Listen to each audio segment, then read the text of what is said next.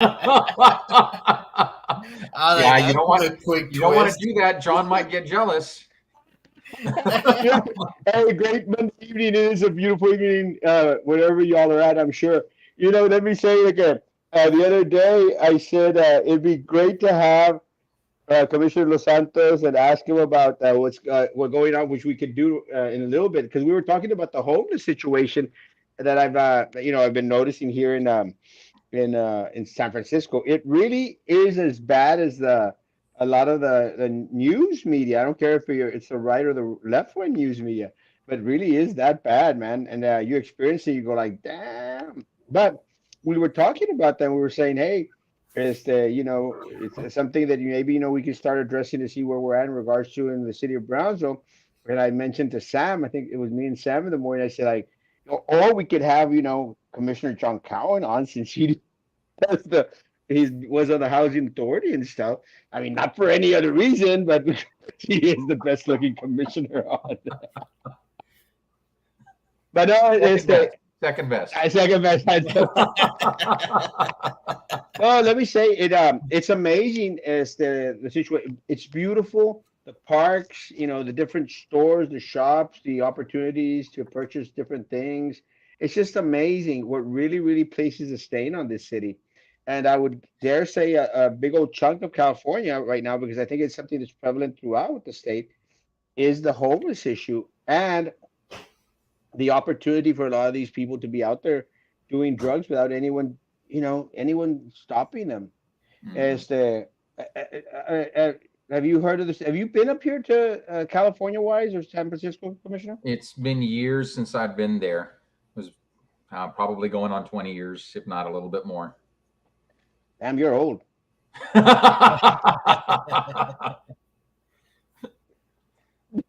well, going back to the whole homeless thing, like there in Brownsville, like in those areas, has the crime rate stayed about the same or has it increased? I don't, because I know when we put like a post or two regarding like some break-ins, everybody starts commenting about like, oh well, mine too, that on this street and this street, but normally like you don't hear about it. But I'm just wondering if like, because you know how they have stats for the PD. Do you think that in that area, is it affecting that area where they have, I guess, the people? I've not heard of any correlation between crime and the homeless in Brownsville. I think we're still one of the safest cities. Our crime rates remain low, especially for a border town. But yeah, I haven't heard of any correlation between homeless and crime. Yeah, I don't think I personally don't think it's so much as a homeless situation. I think it's probably the crackheads and these individuals that are out there trying to nickel and dime a lot of the drugs. I think I'm more worried about all these individuals that are out there, needing a fix than anywhere else. And I say that because on where the church is at on 17th Street, let me tell you, I mean, it's just crackville there. Those streets are riddled with individuals who I know for a fact as they are out there, as involved in the drug trade. And you could always tell because como que llegan y que están ahí y luego se van, and it's the same house over. Sam, you know about this, Sam, since you're the drug expert on this panel. But it's an issue, and I don't think it's so much as the homeless individuals, because we're not going to start calling out the houses in St. Francis, all right? No, eso no. Todos esos son nuestros connections. No, but let me say that I visited the Red Wagon. That was I don't know if it still is or was over here on behind El Disco de Oro on 12th Street. The people seemed okay. There weren't the druggies out there. There maybe some are, but one of the things that the director from the Red Wagon mentioned was, hey, if we catch them doing drugs, they're gone. Very good. Master Maggie, one of the things I think that the Canales suffers from regularly, Canales and Folk, is the regular lockdowns allá, no? We've only had a couple. Do you guys get break-ins from people, like at the schools? Not anytime recently, I don't think. I want to say when we were at Longoria, there was a lot more when it used to be more so, we could see the helicopters hovering above. And I have two friends who are that work on the bridge. So I was always texting them like, "What's going on?"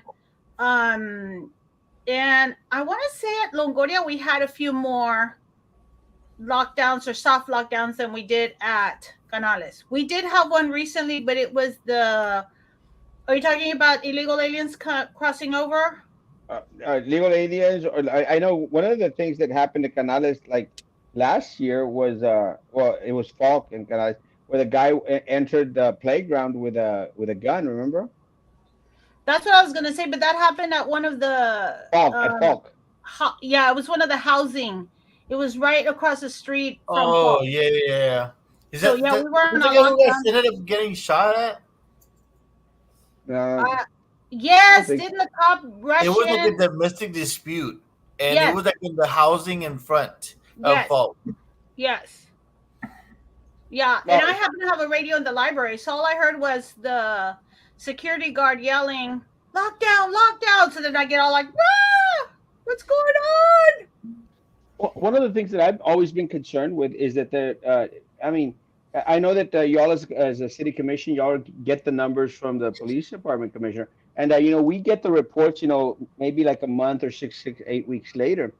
My concern is there a lot of crime happening that isn't being reported to the police department, and that be one of the reasons why the numbers seem to be a lot lower from what other individuals report. I don't have any indications that that's the case. I don't hear about crimes going unreported to any great extent. Well, And I know when I come across people, I absolutely encourage them to report it because we can't fix a problem if we don't know it's out there. well, I think again, going back into a lot of our demographics out here, there's a lot of folks that I know that are really, really scared about reporting anything to law enforcement, and that's one of the things that I think that I've been trying to encourage folks. Doesn't matter, your legal status doesn't matter here. You know, doesn't matter as to if you have documents to live here in the United States or not. If a crime has been perpetrated against you, you need to report, and a lot of people are just very scared and concerned. I think that's what something that we see in our census numbers because I still don't believe that we are a city of 185,000 individuals. No, I'm sure we're a lot more than that. And you know, on that note, Erasmo, I think what the situation might be, and this isn't anything I've heard recently, but I have heard this in the past. When it comes to crimes that go unreported, the situations that I had heard years ago were individuals who did have citizenship issues, but it wasn't that they saw a crime or were afraid to report it because they weren't citizens. It was that they were being taken advantage of by people who were hiring them or something else. But that person, those individuals knew that they could force them to do things that they did not want to because they would threaten to rat them out to the Border Patrol, to Homeland Security, and get them deported if they said anything. So that it would not surprise me if that still goes on in our community, but it's been a while since I've heard that reported. Okay, and then can I say something? And I'm probably gonna get jumped on Uh, by my friend. I got your back. I have a friend who's a cop, and I nothing against cops. My husband, law enforcement, but when I was working at Longoria across the street, there was a obvious drug abuser. He's actually on International all the time in the corner. You see him there all the time. Yeah. He lived there. The neighborhood knew him. The neighborhood was like, nah, that's just so and so. You know, he was just accepted. The parents had passed away. The siblings had moved away, and this guy just had become addicted to drugs and paint and whatever else. So he was walking. We were doing an outside activity one time. He was walking by, and he totally high, pants fell because they were oversized, and he wasn't wearing underwear. And so then I was like, we got to call the cops, 911. And the teachers were like, that's just the neighborhood guy. Everybody knows how he is. And we're like, how can you guys accept this? And this being a new person on campus. Mm-hmm. So then I started paying attention to the guy, and you could see when he was high and outside ranting and raving on his front yard. And I finally called up a friend of mine who's a cop and said, how can I find out how many times the cops have been called to his house? And my friend said, I'll find out for you. So he told me, I want to say like over 100 times in 4 years. Mhm. And I was like, how is this across the street, exactly across the street from where the kindergartners have their gym area and their outdoor gym? And he said, because it's that side of town, Maggie, because that side of town, people just put up with that behavior. He said, there's cops who will show up to this domestic abuse issue, and the wife will say, well, I want to do a report. And the cops, if the cop, and this is what I was told, and if the cop is not in the mood to do a report, he'll say, well, if we take him, he's not going to be here to pay bills because he won't be able to work for you. Whereas on the other side of town, meaning this side, he says there's no way we could get away with that because the women are educated and the women have their own jobs that pay enough. And the women are like, take his tush away. I don't care. I'm doing a report. And so that's one of the things that has bothered me deeply. And that's one of the things that I'm always telling Erasmo. I hate the way that side of Brownsville gets ignored, gets passed over, gets neglected by everyone in Brownsville, and this side doesn't, because of the level of, and I don't mean college education, I mean the level of education. It's a socioeconomic issue. Yes. And that, and what I mean by the level of education also is that the people on this side of Brownsville, and I hate to split it up into sides, but orange and blue. Okay, so, but it's really the sides of Brownsville because it works the same way with the schools. We've got schools that have bathroom issues on one side of town, and on the other side, horrible bathroom issues. Horrible. And we have the other side of town that has all the new elementaries. I mean, it's an obvious difference, and it bothers me that they get away. Oh, so what I mean by education is the people on this side of town know that you can stand up for your rights and defend yourself and go to somebody else, go on to the next person. Whereas a lot of times the people, I think, from that side of town don't know who else they can go to for help. Well, what do you mean that part of town? Southmost. Okay. But what this is one of the issues that I've been addressing for a long time. And I think part of the issue has been that there really hasn't been that much representation out there. And I'm going to say this, and I know the commissioner is going to disagree with me, but I've had local politicians tell me those people don't vote. Who cares? They're not going to make a change. And I know the commissioner hasn't said this, but other elected officials have said it, and it really pisses me off. And I said, well, you were elected to serve everyone here in the city of Brownsville, the people that vote, the people that don't vote, the people that can, the people that can't, even the people that didn't vote for you, and you know damn well that you still represent them, period. But what Maggie is saying is so very true. And I don't know if you're aware of this, Commissioner, but let me say it's very, very true. I saw it while at the district, while visiting the schools, Garza, Southmost, El Jardín, Victoria, all these elementaries out there. Palm Grove. Horrible bathroom situation. And when you're out there, and one of the things I was very, very adamant was just completely destroying Garza Elementary, just tearing it down and building them a new campus. But again, no one wanted to build them a new campus. Everyone wanted to build on this side of Brownsville, the orange ticket side that Maggie was referring to. And that's the issue. We don't have enough elected officials out there fighting, and I'm going to blame the school board, fighting for the weakest amongst us. Those are the ones that need the resources. Those are the ones that need the better buildings, the better restroom, everything. And may I also interject here? Somebody had said it on Facebook, and I had never thought about it, but really, I think a lot of it is true. Is the kids from Porter, Rivera, and Lopez, and I don't mean to stereotype by any means. I don't. But a lot of those kids are the kids that stay in town, get educated in town, and stay and become our teachers, our nurses, our cops, our firemen. They're the ones who take care of Brownsville. And I hated that those kids don't leave college, don't leave town, don't leave the state, because they don't have the finances, they don't have the resources. I talk to high school parents at Porter and I tell them, well, they used to be the Longoria kids. And I tell them, do you know your child has to do community service hours while in high school to get into college? No, didn't know. And I said, do you know that they have to do minimum, I would say minimum of 200 hours based on what I've seen for universities? They don't know it. And so all my kids and all the kids that went to Longoria that I still talk to the parents, I tell them, start your kid now, freshman year, start them doing community service hours. And they don't know. They don't know that all you do is call, because that's what we didn't know. I didn't know until someone else started talking about it. And all you do is got to call and say, how do we get the kid involved in community service? So anyway.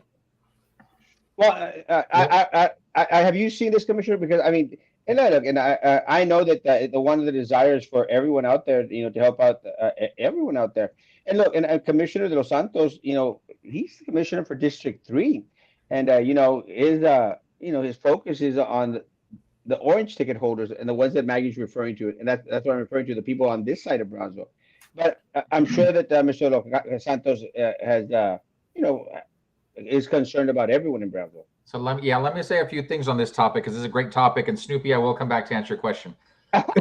So first, I'm very proud that while I'm commissioner for District 3, and it's the people of District 3 who elected me, I'm proud to say that anytime a citizen comes to me with an issue, I'm there for them regardless of what district they're in.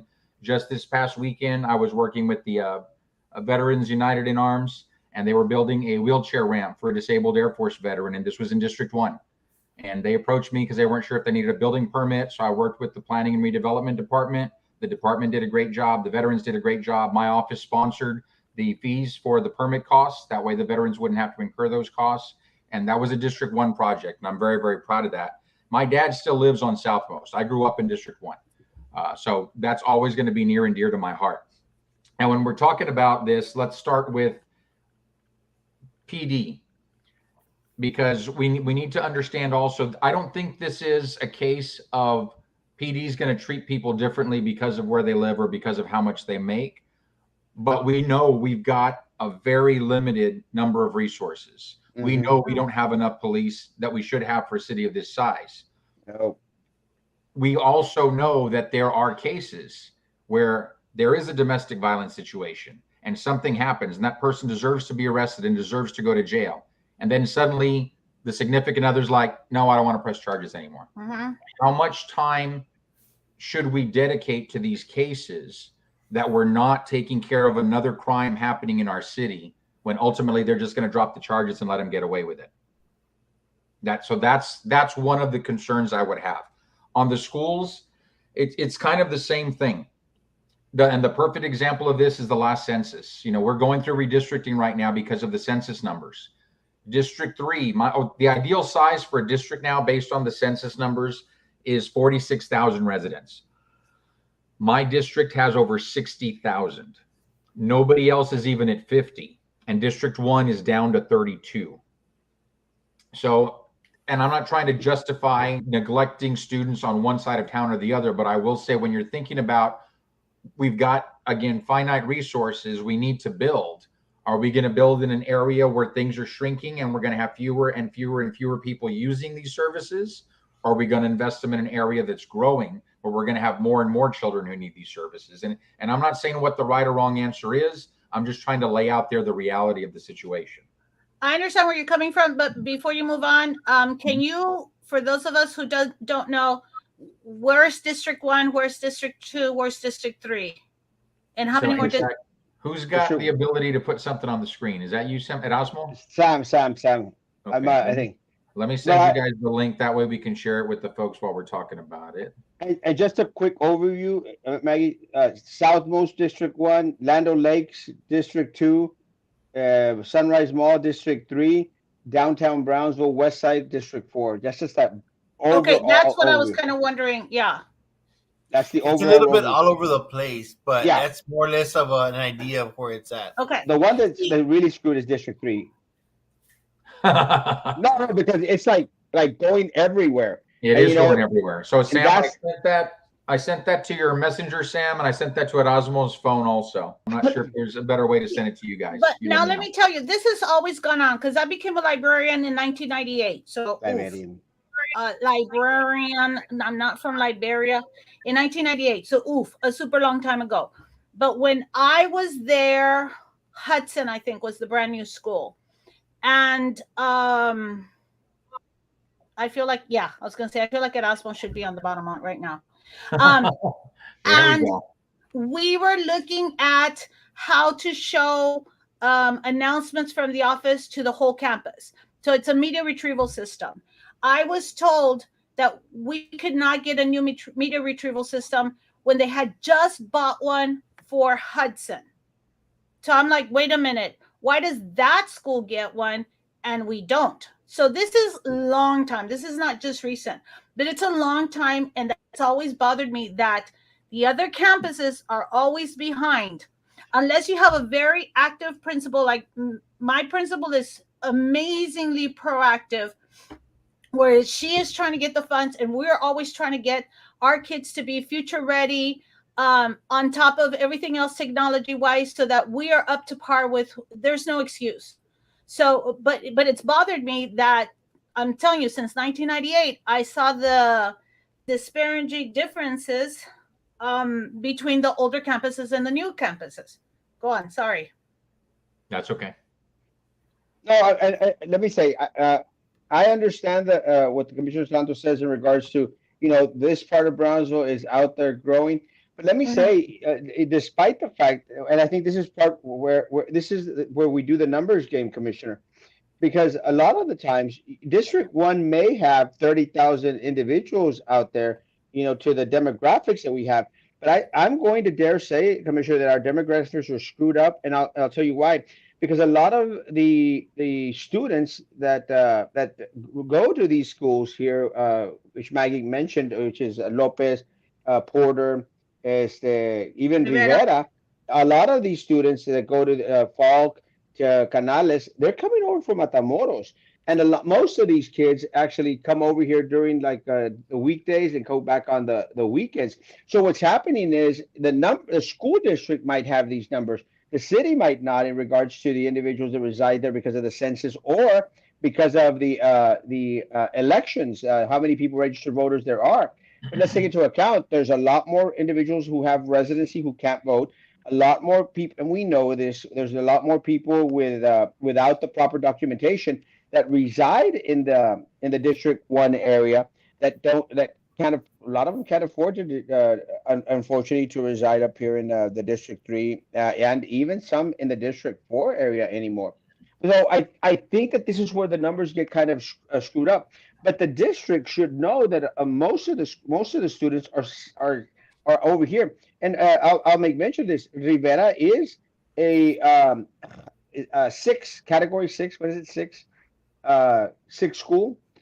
Like 6A or 5A? 6A. Yeah, 6A. And they're 6A because of the number of students that they have. And so is Hannah. And then you've got veterans over there on the blue ticket side. I'm sorry, the orange ticket side. Didn't mean any offense to the orange ticket holders, but on the orange ticket side, and their numbers are way low. And this is, I think, where a lot of the unbalance in regards to the numbers comes in. No, that's understandable. Let me get to a couple of Snoopy's questions. Let me go ahead. Yeah, go ahead. Then. So Snoopy, on the justice of the peace, JPs deal with truancy. So that's something that would come into education. I'm sure Maggie can speak to that as well. And on The pizza. Yes, I do like Godici. My favorite is the Jimmy Maggio. And the charcuterie board. Yeah, but That's the only pizza I eat in town. But yes, I do like Godici pizza. Commissioner Santos is rich. That's why. Snoopy, and also, Snoopy. I'll tell you also. I'm on the board for AOBE, and I was. What, you didn't know? I didn't know. You don't know who you're messing with, Mister. No, No, no te creas. I'm not like that. When this last election is. I just joined too. This last election was when I started realizing how many people, such as the Justice of the Peace, still are connected with the school district. So it is. What are you saying no to? Oh, I'm going to disagree with you Oh, and okay. with Mr. Commissioner Santos, because I hate, and this is one of the reasons, Maggie. This is one of the reasons why a lot of people get turned off with these school boards, because they cross a line that they shouldn't. They feel that this need that they have to go out there and endorse every single candidate out there. They don't. Why can't they stick focused on that which serves their immediate needs, which should be the Brownsville School Board? And look, Commissioner Los Santos mentioned the truancy cases. The truancy cases are not necessarily a teacher thing. They're an administration thing, Maggie. But it affects- Administration. But it affects the education system. And if we have relationships with certain people, we did research. Okay. The AOBE did research on the people who were running. No, okay, What do you but think because let me tell you, and I got the candidate that's running against the candidate that y'all endorsed, reached out for me. And the candidate said they haven't even spoken to me. Did y'all speak to all the candidates in that race before y'all decided who y'all were going to endorse? I thought no, I was the one in charge of getting all the emails and phone numbers. So yes, we had. I guarantee you that you do, and I'm going to send her your way to talk to you, because she said to me, I said I don't have anything to do with any of the school board. But this is why it turns a lot of individuals off in regards to these associations. And let me tell you, the number of truancy cases that the Justice of the Peace actually sees is very, very, very limited. And that's one of the reasons why, Maggie. That's one of the reasons why they were pushing. Cameron County was pushing to make a JP solely for truancy cases, so they'll just focus on that, so that you only have to deal with one individual. But still, it's a population we have to deal with. It's a population that's part of the educational system. As an association, y'all could go out there and endorse Helter Skelter, whoever you want. Doesn't much matter. But I think it dilutes the process, because what's going to happen to AOBE, this is my opinion, what's going to happen to AOBE is the same thing that's happened with BEST and the same thing that's happened with TVEA. And it's something that I've spoken to the previous boards on y'all's association before, because they were complaining how they were out there doing the political thing with everyone and not serving the students or the teachers as they should. Because I disagree. Well, let me tell you, I'm going to say this, Mike. I can guarantee you, if y'all go out there and poll a lot of the teachers out there, they're going to be going like, well, why don't we just focus on our stuff first? Let the politicians do their own thing with everywhere else. I think y'all are just diluting your power when you're out there trying to support everyone. And ultimately, let me say, it's going to be very, very limited function to the other one. The other thing I'm going to say is, and again, call me biased, call me like one-sided. Y'all picked a candidate that was out there endorsed by someone who used to be on the board, who actually is not on the board and is probably not even in Brownsville, Texas, unless she's in house arrest, up in Bryan, Texas. And you're going like, why is it always the same people, Maggie? Why? And why are other individuals given the opportunity to give y'all some input in regards to this is what I bring to the pot? As far as I know, is we were contacting everybody and asking them to answer questionnaires so that we could best provide the information to the members. Okay. Who is the opponent? Who is the opponent for the individual that y'all endorsed? Are you talking about La Mantia and? No, for Justice of the Peace. I don't know. I don't know which one you were talking about right now. It's the Cindy Hinojosa and Liz Garza race. Don't say it, Commissioner. They don't know. That's the issue. You're being nice to them. I'm not as political as you are. You know that. I'm not as politically informed as you are, and you know that. Wait. But y'all endorsed the candidate. Well, and y'all don't even know who the opponent is? Yes. That's my issue, mate.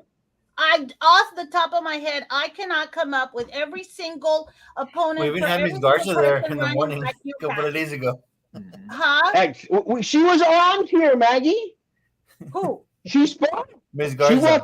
She walked into the office. I didn't happen to see that one. I will go back and I will get you answers, Erasmo. That's okay. Good. Yeah. The only thing, this is wait. Stop. Give me a chance to answer too. This is I know it's cute.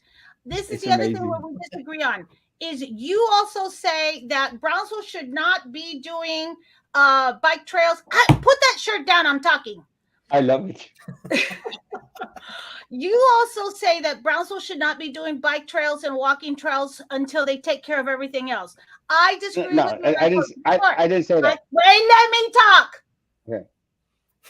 But I disagree with you. And I've You told do you Will Smith before, and slap him. why can we not do something while we do something else? What? Chihuahuas. Why? Don't do a Will Smith I'm on me, listening Maggie. to you, Maggie. I love it. I'm listening to you. Thank you, but I can't even hear myself because I didn't even hear what Sam said, and then Erasmo's just laughing. Well, Sam said you were going to smack him like Will Smith did in the Oscars. Oh, yeah, no. Yeah, I was like, no. But I disagree with you. I don't think we are. I've never said that. Ourselves. I've never said that. What Yes, I said. No, let me repeat what I said. No, and trails until we take care of other things. No. What I've said is we need to put our priorities in order. It's again. Let me tell you, having a beautiful house is great, it's Maggie. The same thing, no, if having a beautiful house is a great thing, but if you're not putting a plate of food on the table of the individuals that are in your house, that is a priority. Besides that big old house that you're going to build. And a house is a necessity. You rice and beans while you're fixing up your house to be beautiful until you can stop fixing up your house, and then you can afford steak.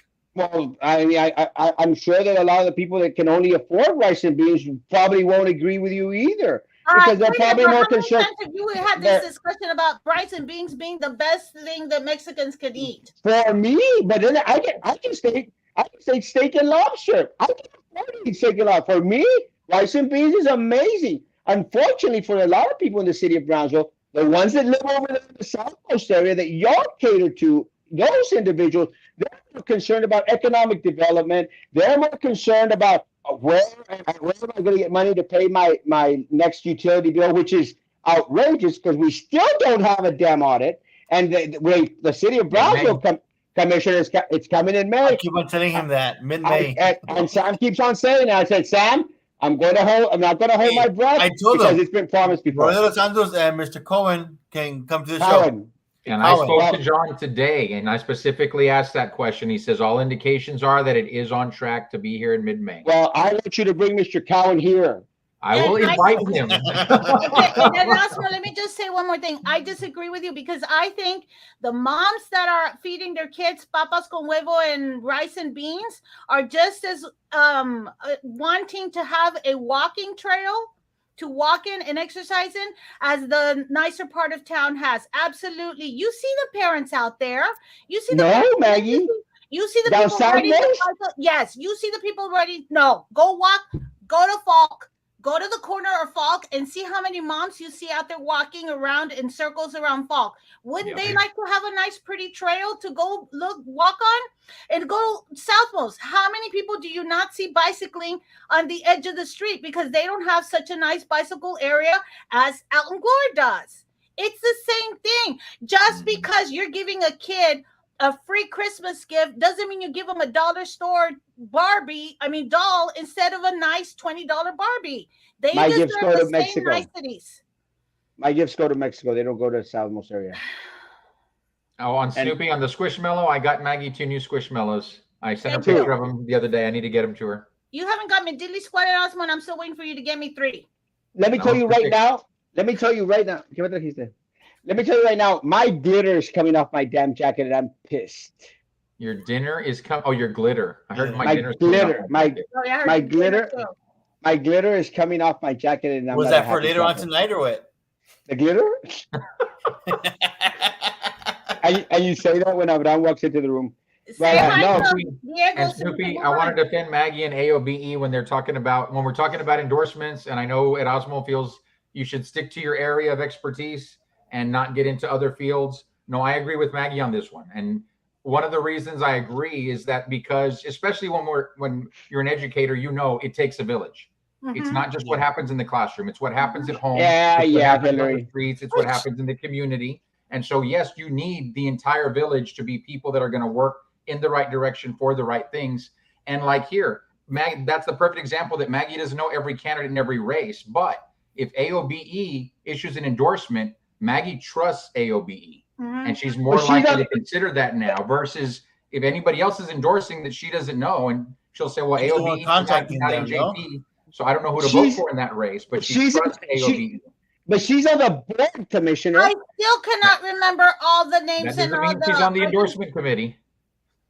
She she just stated she reached out to all the candidates. I look this stuff. Have y'all tried this stuff? It's Beef amazing. jerky. El Oh, Güero. Güero.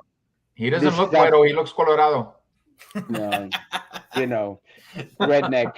This redneck here is let me tell you, this stuff is amazing. This is part of the stuff that I bought when all three of you ditched me on Saturday, a-holes. All I didn't get three an of you. invite. We said at 4:00 we were going to be. Oh, He that wasn't no, there. I told y'all I couldn't But make that 'cause I the had week Sumero before, he Festival. was already there. This stuff is amazing. The And other please, thing I was guys. going to say is you, Sam, and I make plans here. And then as soon as I walk out the door, my family has different plans that don't include you, Sam, and I. So Let me tell you, sorry, priorities, family priorities. party. Huh? priorities. This us first, guys. This stuff is amazing. El Güero, 998-2881. Order some of this stuff from the guys. He's local. He's amazing. Great stuff. Anyway, Erasmo manda saludos a Diego Grimaldo. No, mendigo Diego, Why? because I don't like him anymore. Sam knows who he is. I understand, like going back to the whole AOB. I understand how when they're trying to make like I guess their connections, their network. But yeah, in a way, they do have to stick with the issues of teachers and students. But that might help part of the issues from the students. Mm-hmm. Why are you against me today? That's Snoopy, right. good question. I did have a meeting with the chief of police recently, and it was specifically on that topic. And I was so glad that he took it immediately when I told him that's what I wanted an update on. And I was very pleased to hear that there are updates, that they are pursuing the leads that they have, and that they are sharing that information with Kimberly's family. Good. And that's where I think the information needs to be shared with first with the family, not just out in the public. And I've got confirmation from other high-ranking elected officials of that same information, that the family is being kept in the loop. So I'm very, very proud of what our police department is doing there. It's a new administration from what we had when Kimberly disappeared, and I'm pleased with what I'm seeing so far from this administration. I'm hopeful. And let me tell you, again, I've been probably the loudest individual out here besides the family And in the thank city you of for that. Brownsville in regards to Kimberly. And my heart breaks for the family. And every time I see the family, nombre, it's just like, you don't have the words. I'm very, very proud that the Brownsville local law enforcement, and I'm hoping that they're working together with the district attorney's office, the sheriff's office, and everyone else. And so I think the community, I'm not even talking about the family themselves. I think the community as a whole desperately wants answers, needs answers. Absolutely. And And I'm hopeful these leads lead to something. Yeah, let me say one of the And things. yeah, both yourself and Queen Beatrix, Jose Colon. I think Yes. both of you guys are huge champions to keep this up front and 100%. center until we find her abductor, killer. I'm very, very proud of Colon. Again, doesn't like me too much, but I'm very, very proud that he has been championing this cause as the one of the many causes that he champions. Which Yes. again, I'm glad that people don't have to like me for me to like what they do. Are you in the restroom? I am definitely not in the restroom. I am. Let me tell you something. Who has a Restroom ceiling with fan a in their fan. restroom? Must be Huh? nice. Who has No, a ceiling fan in their restroom? Yeah. No, but let me tell you, the room that we got in San Californians. Francisco. Erasmo must be an orange ticket holder if he's got a ceiling fan in his bathroom. Es que yo soy de la high, yo soy de la orange ticket. Oye, no, let me say, the rooms here are crazy small. I mean, I was like, what the hell? The other thing, let me tell you about San Francisco is, we got here, we went out, I can't remember where, came back, and they hadn't cleaned the room. And I'm going like, and I said like, well, it was Sunday, so I said, a paso. Today, Monday, again, they didn't clean the room. So I called them. I go like, are y'all planning to do any housekeeping? He goes, sir, we don't do housekeeping because of COVID. We're like, are y'all nuts? Like, why don't you? Until And they you don't. leave. That's when they go clean. It depends on the hotel, to be honest. But yeah, You're COVID has changed a lot of those things. You're supposed to ask for room service, and they'll give you room service. And I make mention of this for anyone out there who's planning to travel. Check first, because if you're used to using a new towel every time you take a bath, you might as well check that they've got. Chiflado, that's bad for the environment. Let me tell you. Besides wearing the same pants, same pair of jeans for the past month, and I literally have the same pair of pants on for 1 month, the same month. Todavía no se paran solos. I use my towel at least a week or 2 weeks, depending on how thick it is. Except in a hotel. Except in the hotels. Hell yeah. Is there still a law that alcohol can't be sold within so many feet of a school? Yes, to the best of my knowledge, that's still in place. Maggie, why did the city rezone Albert Road to light industry? That's why you have me on here calling out the city with the racist, crappy policies because of this and affluent neighborhoods. See, it's Maggie's fault. I knew it had to be someone. Maggie's gonna spearhead that thing. Damn Maggie and AOBE. And I'm going to get a call from AOBE after the show's over. Going like, oh. You know what she's going to do at Erasmo? She's going to have AOBE endorse your opponent. No. That would, let me tell you. That'd be fighting words. And those college signing day coming mid-April, working with TSTC and students going to continue with their education, signing letters of intent and scholarship opportunities, just like athletes, going to be great. Good. Working to get something in place for TSC. Amazing. I appreciate that, man. I appreciate all the hard work that you do. But going back to something Maggie mentioned, let me say, I saw I love my Lopez students. I love my Rivera, my Porter students.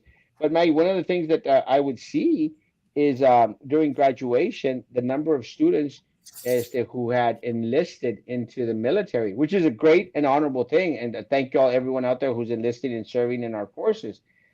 But the percentage of students going to the military from these schools, Maggie, compared to what I see it as the veterans, as they even hands to some extent, was a lot greater. And it makes sense because of the less opportunities there are for scholarships for individuals in the blue ticket side. And it's not just a lack of scholarships. I was at a Rotary meeting earlier tonight, and that was one of the things we talked about, was how back in the day they would see a lot of applications from different campuses come in for scholarships. And now sometimes it's very, very challenging to get even anyone to apply, even when they've got money to give away. Well, unless you're the mayor, and then you just go apply for BCIC grants. Maybe it's not promoted as much. Maybe. And luckily, the Rotary Club is engaging the younger generation to really expand the use of social media to start getting the word out there more. Because that's important. How do people join the Rotary Club if they want to, or any of these local community organizations? I am not a member of Rotary. I believe you have to be proposed for membership before you can, and you have to be invited. But there's other organizations, like the Toastmasters organization, that you can just reach out to and join. There's different fraternal organizations as well. I don't think the Elks is still active in town. No, since we talked about that a little bit. That was one of the questions that we had.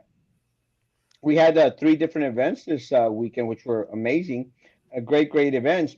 One of the things that I think that Sam had mentioned, I don't know if Maggie had mentioned, if I talked to her about it, was that a lot of the folks out there didn't know what was going on. And look, a lot of the folks out there, I don't know if they're even announcing in the Brownsville Herald, since I'm one of those 90% that don't read the Brownsville Herald. But I think we need to, and I mentioned this on the show, we need to find ways to continue to work together for individuals that have these huge platforms like Erasmo Castro and all these other folks to go out there and push all these events as much as possible. And the truth, I heard about the Capitol Block Party like a couple of days before. I was going to be out of town. I couldn't attend. I couldn't even attend the one that I always attend, which is the guitar the guitar presentation. The other one, ¿cuál era la otra, Sam? There was one at It was TSC. Noche Gitana and the Capital Gitana. Block Party. The Gitana one. That's the other one that I try to always attend. So we just need to continue. What's in the works in regards to getting more individuals throughout the city of Brownsville involved in these events. So the Convention and Visitors Bureau is working actively right now, and I know the Midi Cultural District is partnering with them on this to create a community calendar, which will show all events that are taking place. But again, it's always going to come down to the entities that are organizing these need to share their information. Because again, if we don't know, we can't publicize it. But there's huge opportunities out there. If you've got an event and you want people to come, reach out to the Convention and Visitors Bureau, reach out to the Midi Cultural District if you're anywhere in downtown between International and Palm Boulevard. And there's free advertising that they will do to promote you and your event. I'm looking it up on Facebook, the Brownsville Convention Visitors Bureau, but I can't find it. It's a Better Business Bureau. I don't know if it's up yet. Let me see. I know they're working on it. I'm not sure if it's launched. Okay. So, Can you send it to Erasmo? I can. The link when it is? Because somebody told me Brownsville Living had posted one of the events. And then I was getting bits and pieces of the different events from different people. But it was on all different social medias. Different outlets. Huh? Yeah, different outlets. Yeah. So Santos, you're the man. No, I don't think he means it that way. Sorry, Oh. going back to the whole police thing.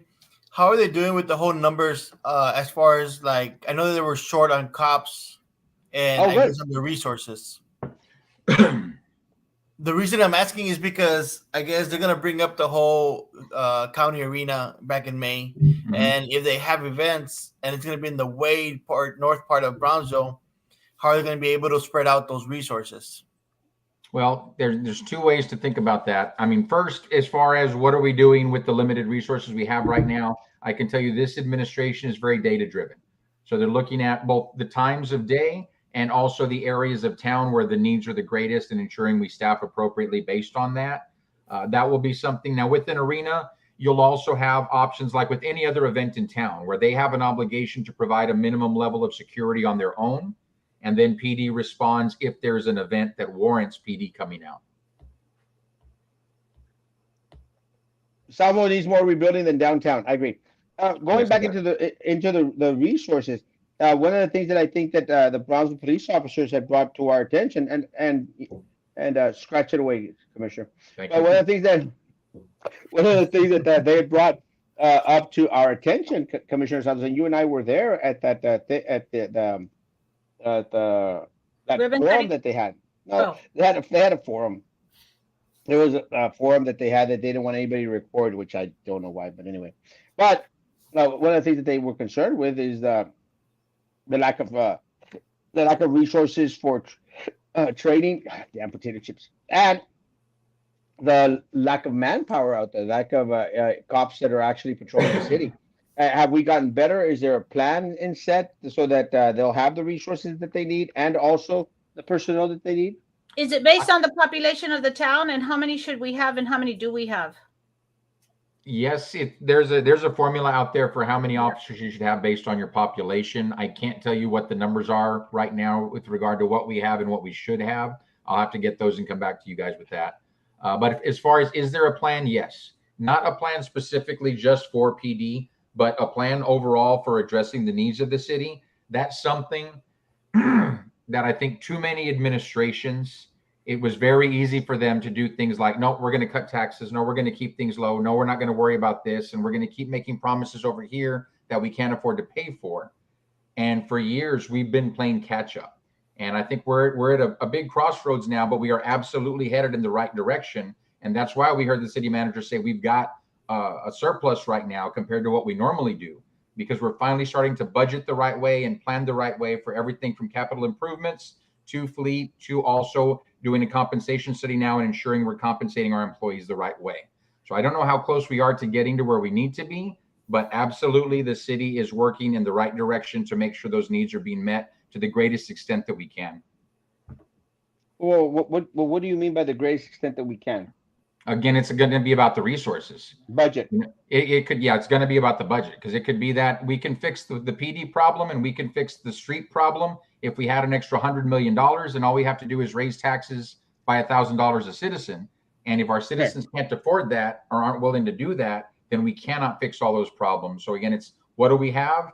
What are the top priorities? And like you said, we need to prioritize. That's what it's going to come down to.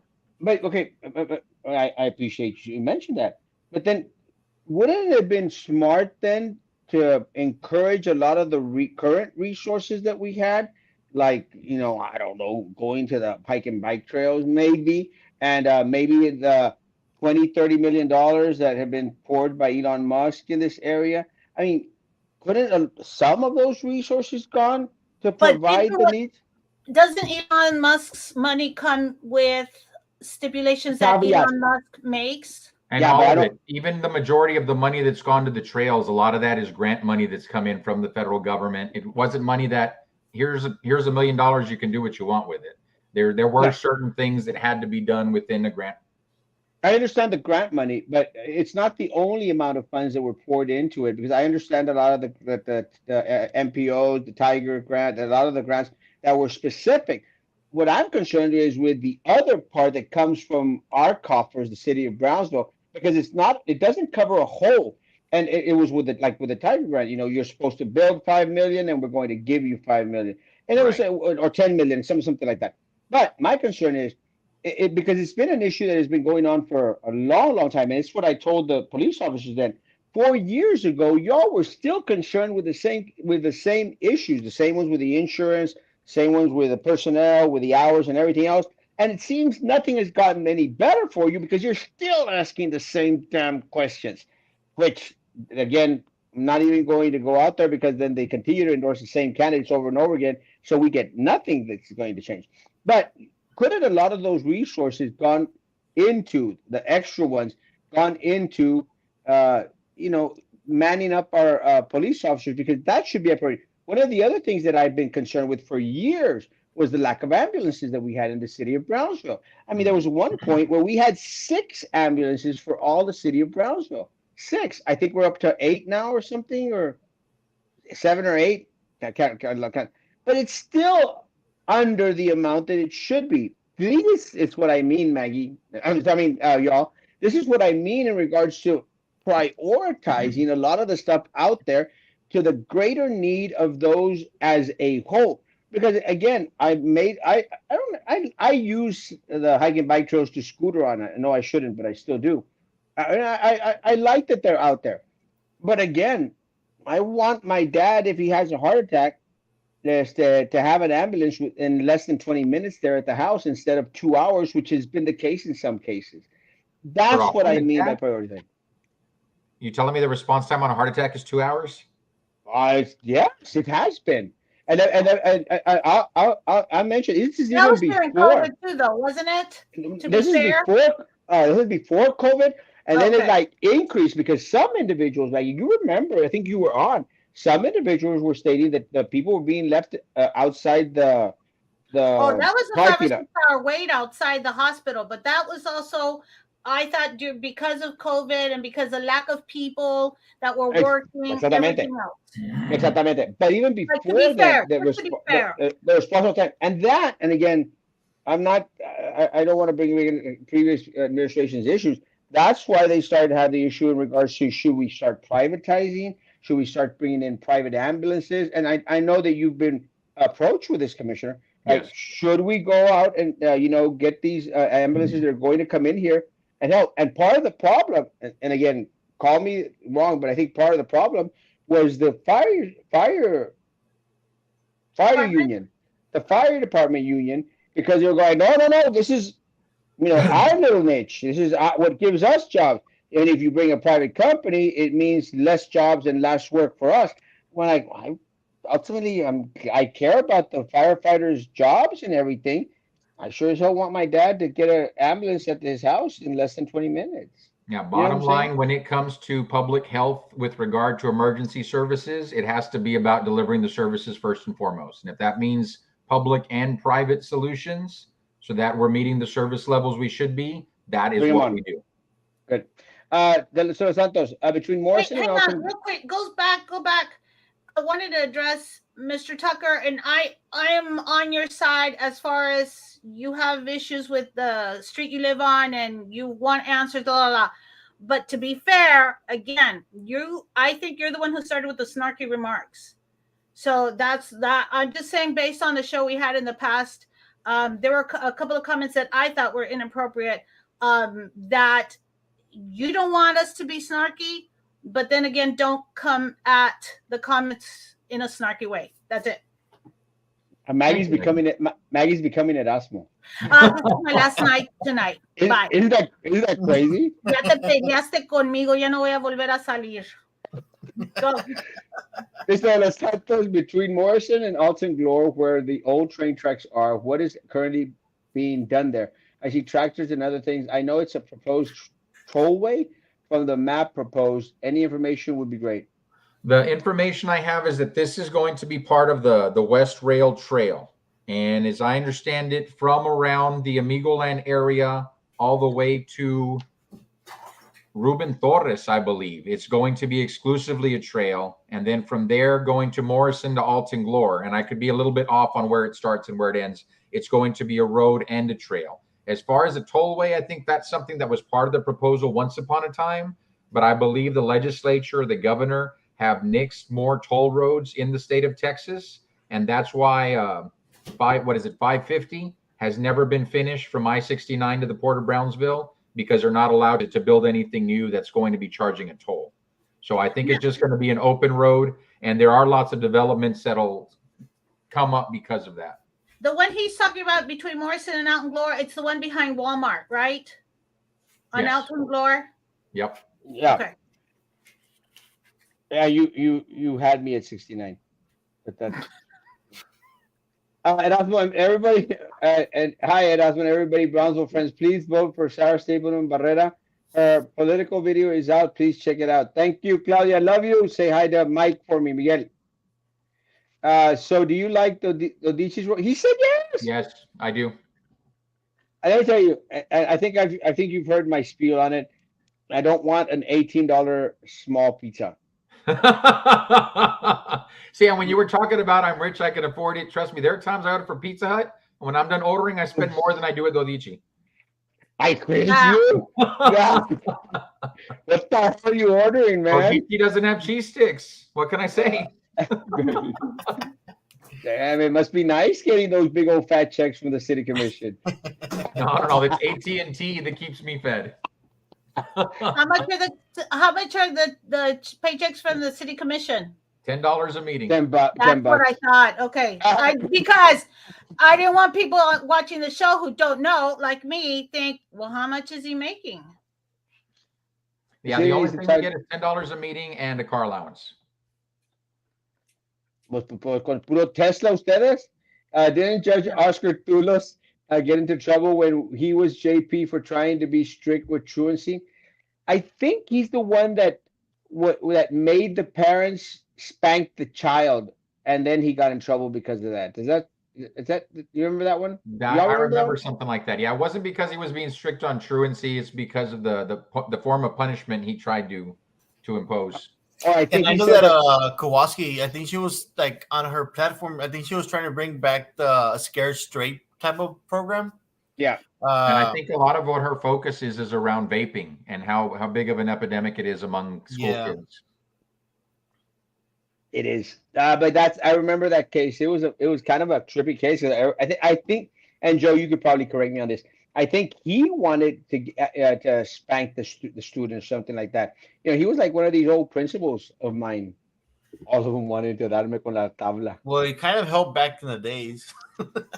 But yeah, I think if the parents consent, it should absolutely be done. I was spanked growing up, and I turned out pretty damn good, if I do say so myself, and I thank my mom for that. Don't stress. Calm down, Erasmo. You will wake up a dentist. He's awake. Está despierto, Abraham. He's laughing. So you're okay with no raises for teachers and keep eating the rice and beans? So that's what Maggie said. No, she did not. She did not say that. I don't know where that connection was made. Okay. Like I understand that there's priorities and there has to be some sort of like networking, but like I had mentioned before, if there's to be like whatever organization it is, they could always set some sort of like polls to like what are the issues, and then they could be organized with priorities and whatever the resources they have to be able to have those issues resolved. I agree with Sam. Wait, what about before you ask this question, what are you doing with a towel that you keep flipping up? this is my security blanket. You keep messing with this towel and it's distracting me. Sorry, it's the ADD. What about the new master plan community being built across Rancho Viejo? Houses, shopping centers, parks, convention center.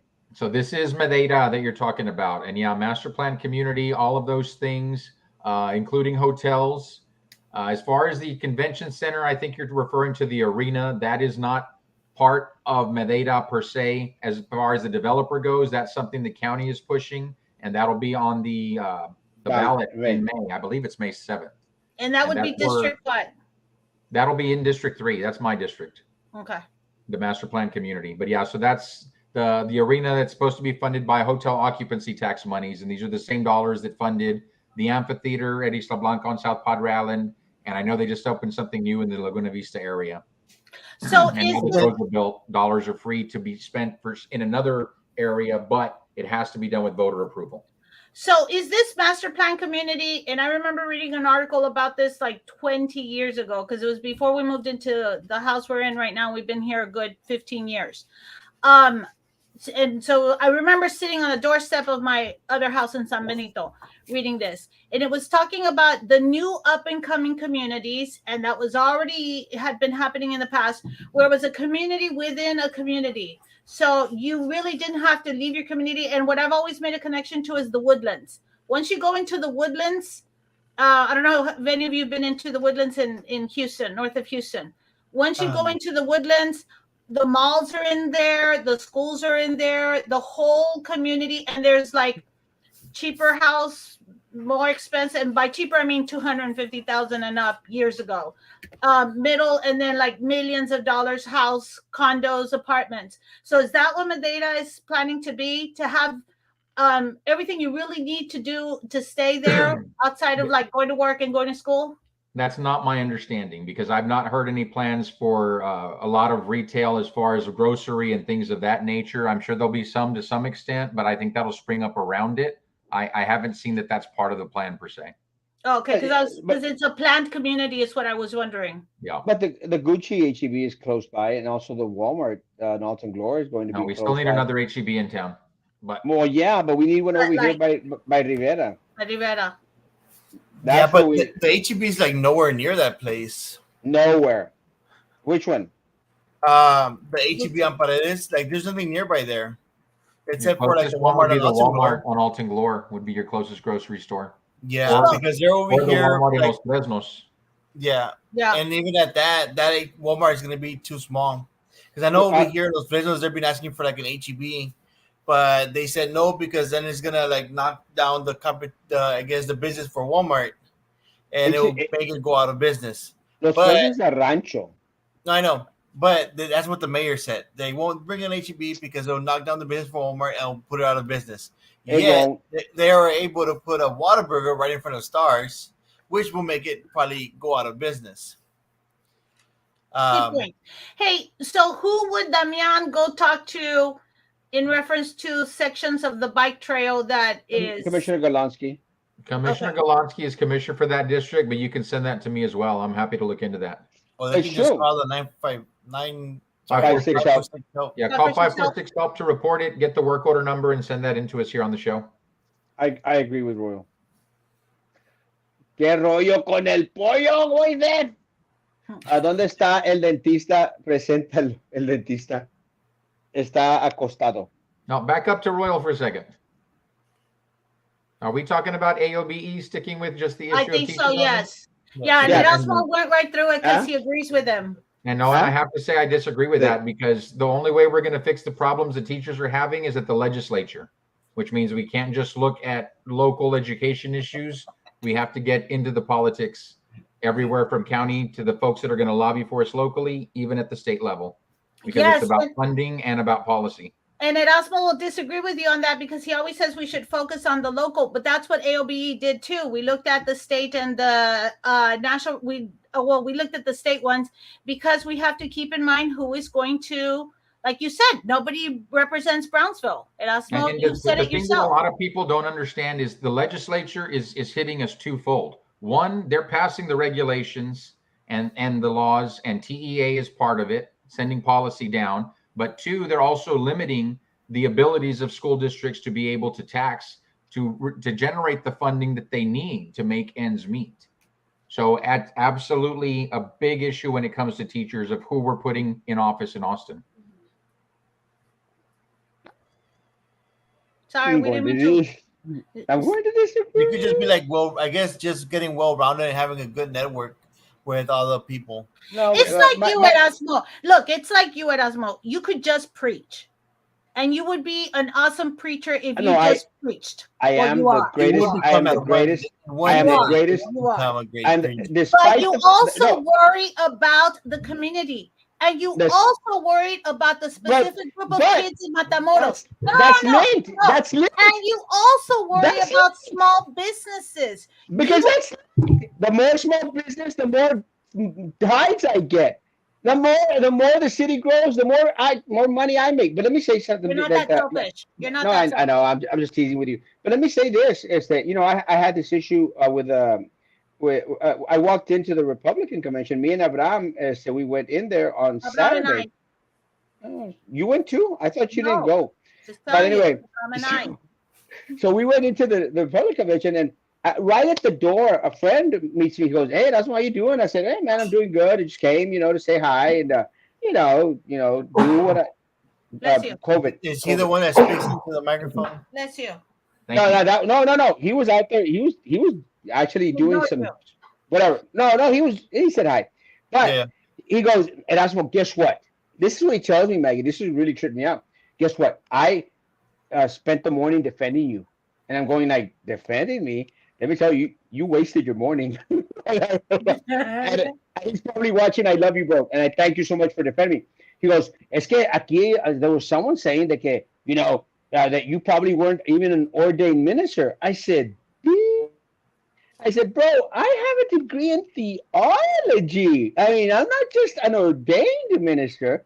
I have a degree in theology. I mean, I have a bachelor's in Christian studies. I studied at a theological school that is accredited, not one of these Houston, San Antonio schools that are just fly by day, fly by night. And, and I mean, you've seen my videos where I'm out there at church preaching and working with a church in Mexico. What more do these people want?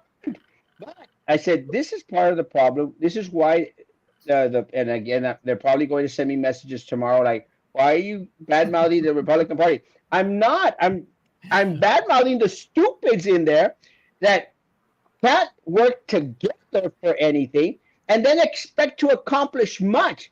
If there is no unity, if y'all cannot realize that I'm the greatest pastor in the state of Texas, and today in California, San Francisco, then we're not going to get anywhere. But I think, Maggie, and I'm just teasing about that, but, all those issues that you mentioned, they're social issues. And that's the type of individual. I hope that I can be an individual that is concerned about the social matter, not I have my own issue. On one thing. I can't, because it's all a part of. And that's why AOB should not focus on one thing either. We've got to think about everything because it's all a part of it. Thank you. It's all connected somehow. That's what the towel's for. If money doesn't grow hey, we don't always have to agree, but it's okay. If money doesn't grow on trees, then why do banks have branches? And then love it. Let's see, Erasmo, does your arm hurt from patting yourself on the back so much? It probably hurts a lot. It probably hurts a lot less than Commissioner De Los Santos' back by scratching so much with that ruler. So bad. Michelle Santos. You're so bad. I'm impressed with him because I always just grab pencils and just do the one pencil. Yes, 'cause I I can't do. read. I do forks, Gross. and then I continue to eat. I grabbed something that I scratched, and my kid was like, "Mom, that's disgusting." I'm like, "I've got an itch. What do you want me to No, do?" mine is an They're like, actual back That scratcher. ain't sea salt. Yours is the what? Yours is an official back scratcher. Wow, he makes the big bucks getting those big old city commission checks. But even everyone, Michelle Santos, $10. on the cannery project, why did the city decide to renovate that existing old building instead of building a nicer modern one? Because of its historical I was significance. going to say it's There's very, historical. very, Yeah. very few of those structures still left with enough integrity to restore. That- And that was a controversial issue. And honestly, at one point, I was on the side of let's build something new because it would have more space, more amenities. But I get the historical aspect as well. So preservation went out in that one. I like the building. I like that it's a half can thing. It's called the cannery. I was mentioning to Sam something that he didn't know about, that it's like the barracks at the Gomer Pyle sitcom. You remember that, Gomer Pyle? Yep. Mhm. Anyone? You know Yeah. how they had the barracks like that? I thought that was kind of cute. And Sam mentioned they were like hangars, and I didn't get Y'all what like he was from a saying. different generation before me. You're talking about the You're all new like, building? yes. The Are what? you talking about the new building? Is like the Gomer Pile? Like the cannery. It used to be that little like hangar type of thing. Okay, because I've been wanting to ask Commissioner on the new building that's getting built. Is it going to be? I'm more concerned about the Renovated. heat. No, I know, but I'm concerned about the heat in the summer. Is it going to be like open for air to flow in, or is it going to be air conditioned, or what? I don't have all those details. I know there's going to be a lot of indoor space because only a section of that building will be dedicated to the farmers market. There will be another section that is a commercial kitchen, and that will help some young entrepreneurs that usually sell their goods at farmers market be able to expand their production. There will be Cool. a cold storage area that's part of the food bank and to help again these entrepreneurs. Then on the outside there will be public bathrooms and a store for the food bank. Whose idea was the for the entrepreneurs? Kudos to them. I expect there was a collaborative effort between the city and the Brownsville Wellness Coalition. That's a good idea, and Yeah, it's it looking is. really nice. We drove by it Saturday, and the sidewalk. I was telling my daughter, "Look at how nice that's looking." Now, all those sidewalks and everything you see there, that's not part of the cannery project per se. That's part of the Buena Vida Arts and Cultural Park, which is being funded by the MIDI Foundation. Okay, Good so job. then And that is what I love is that Linear Park, where the farmers market is right now, is across the street on Ringgold in front of the federal courthouse. Where they're moving to is actually in my district, District 3, because my district ends at Ringgold. Because it's that little weird branch that it has. stop. Are you guys gonna also No, set it's up? true.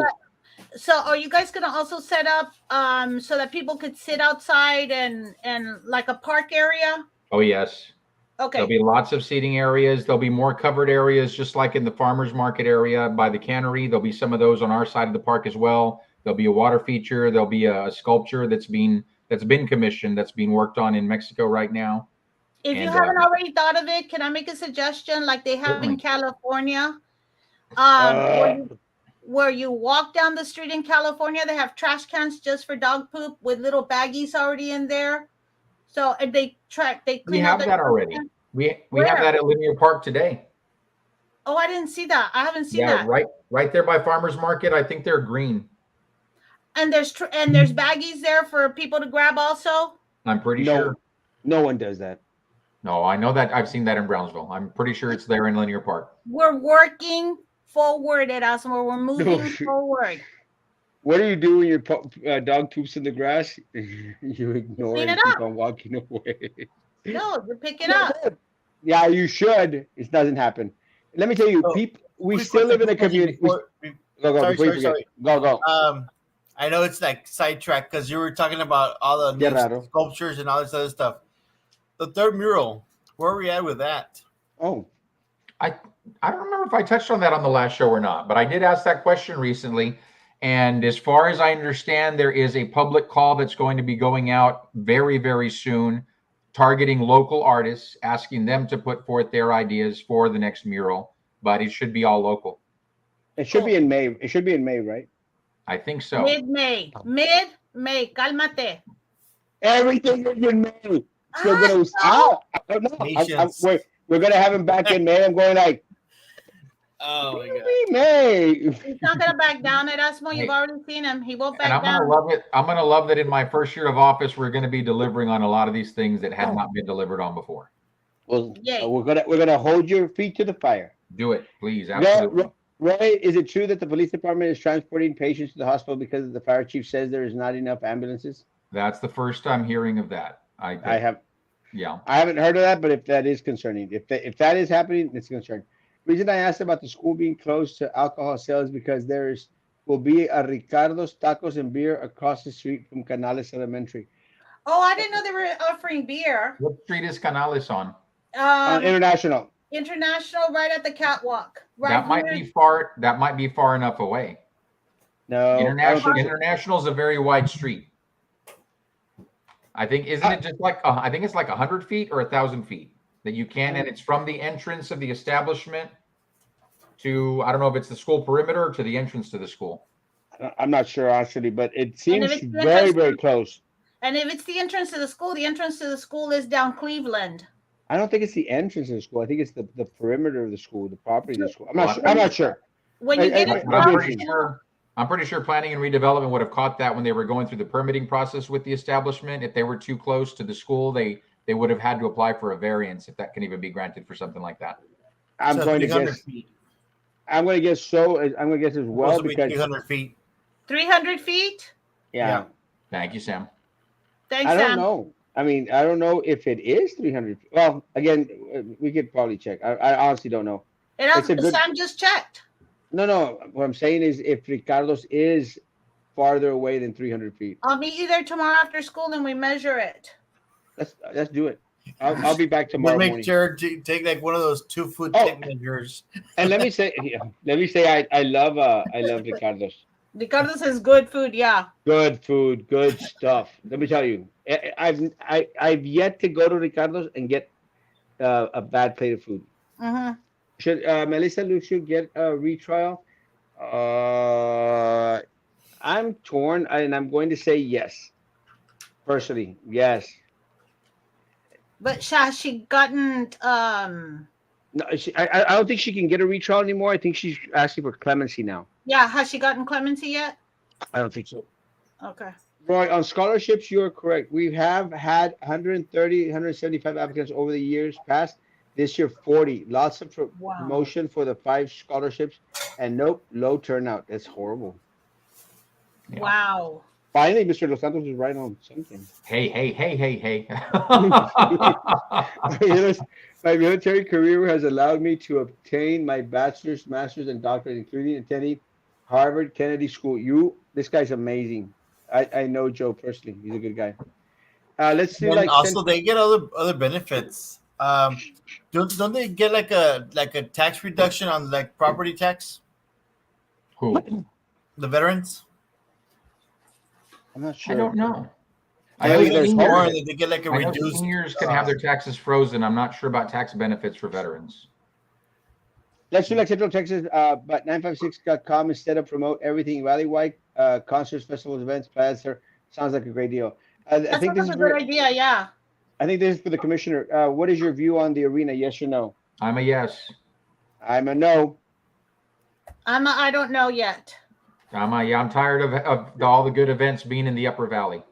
Not only do I want us to have our own arena, I want ours to have more seats than either of the ones in the Upper Valley. Okay, and then my question is, like, because under the hot tax was also the amphitheater in the island, right? Right. How often is that amphitheater used throughout the year?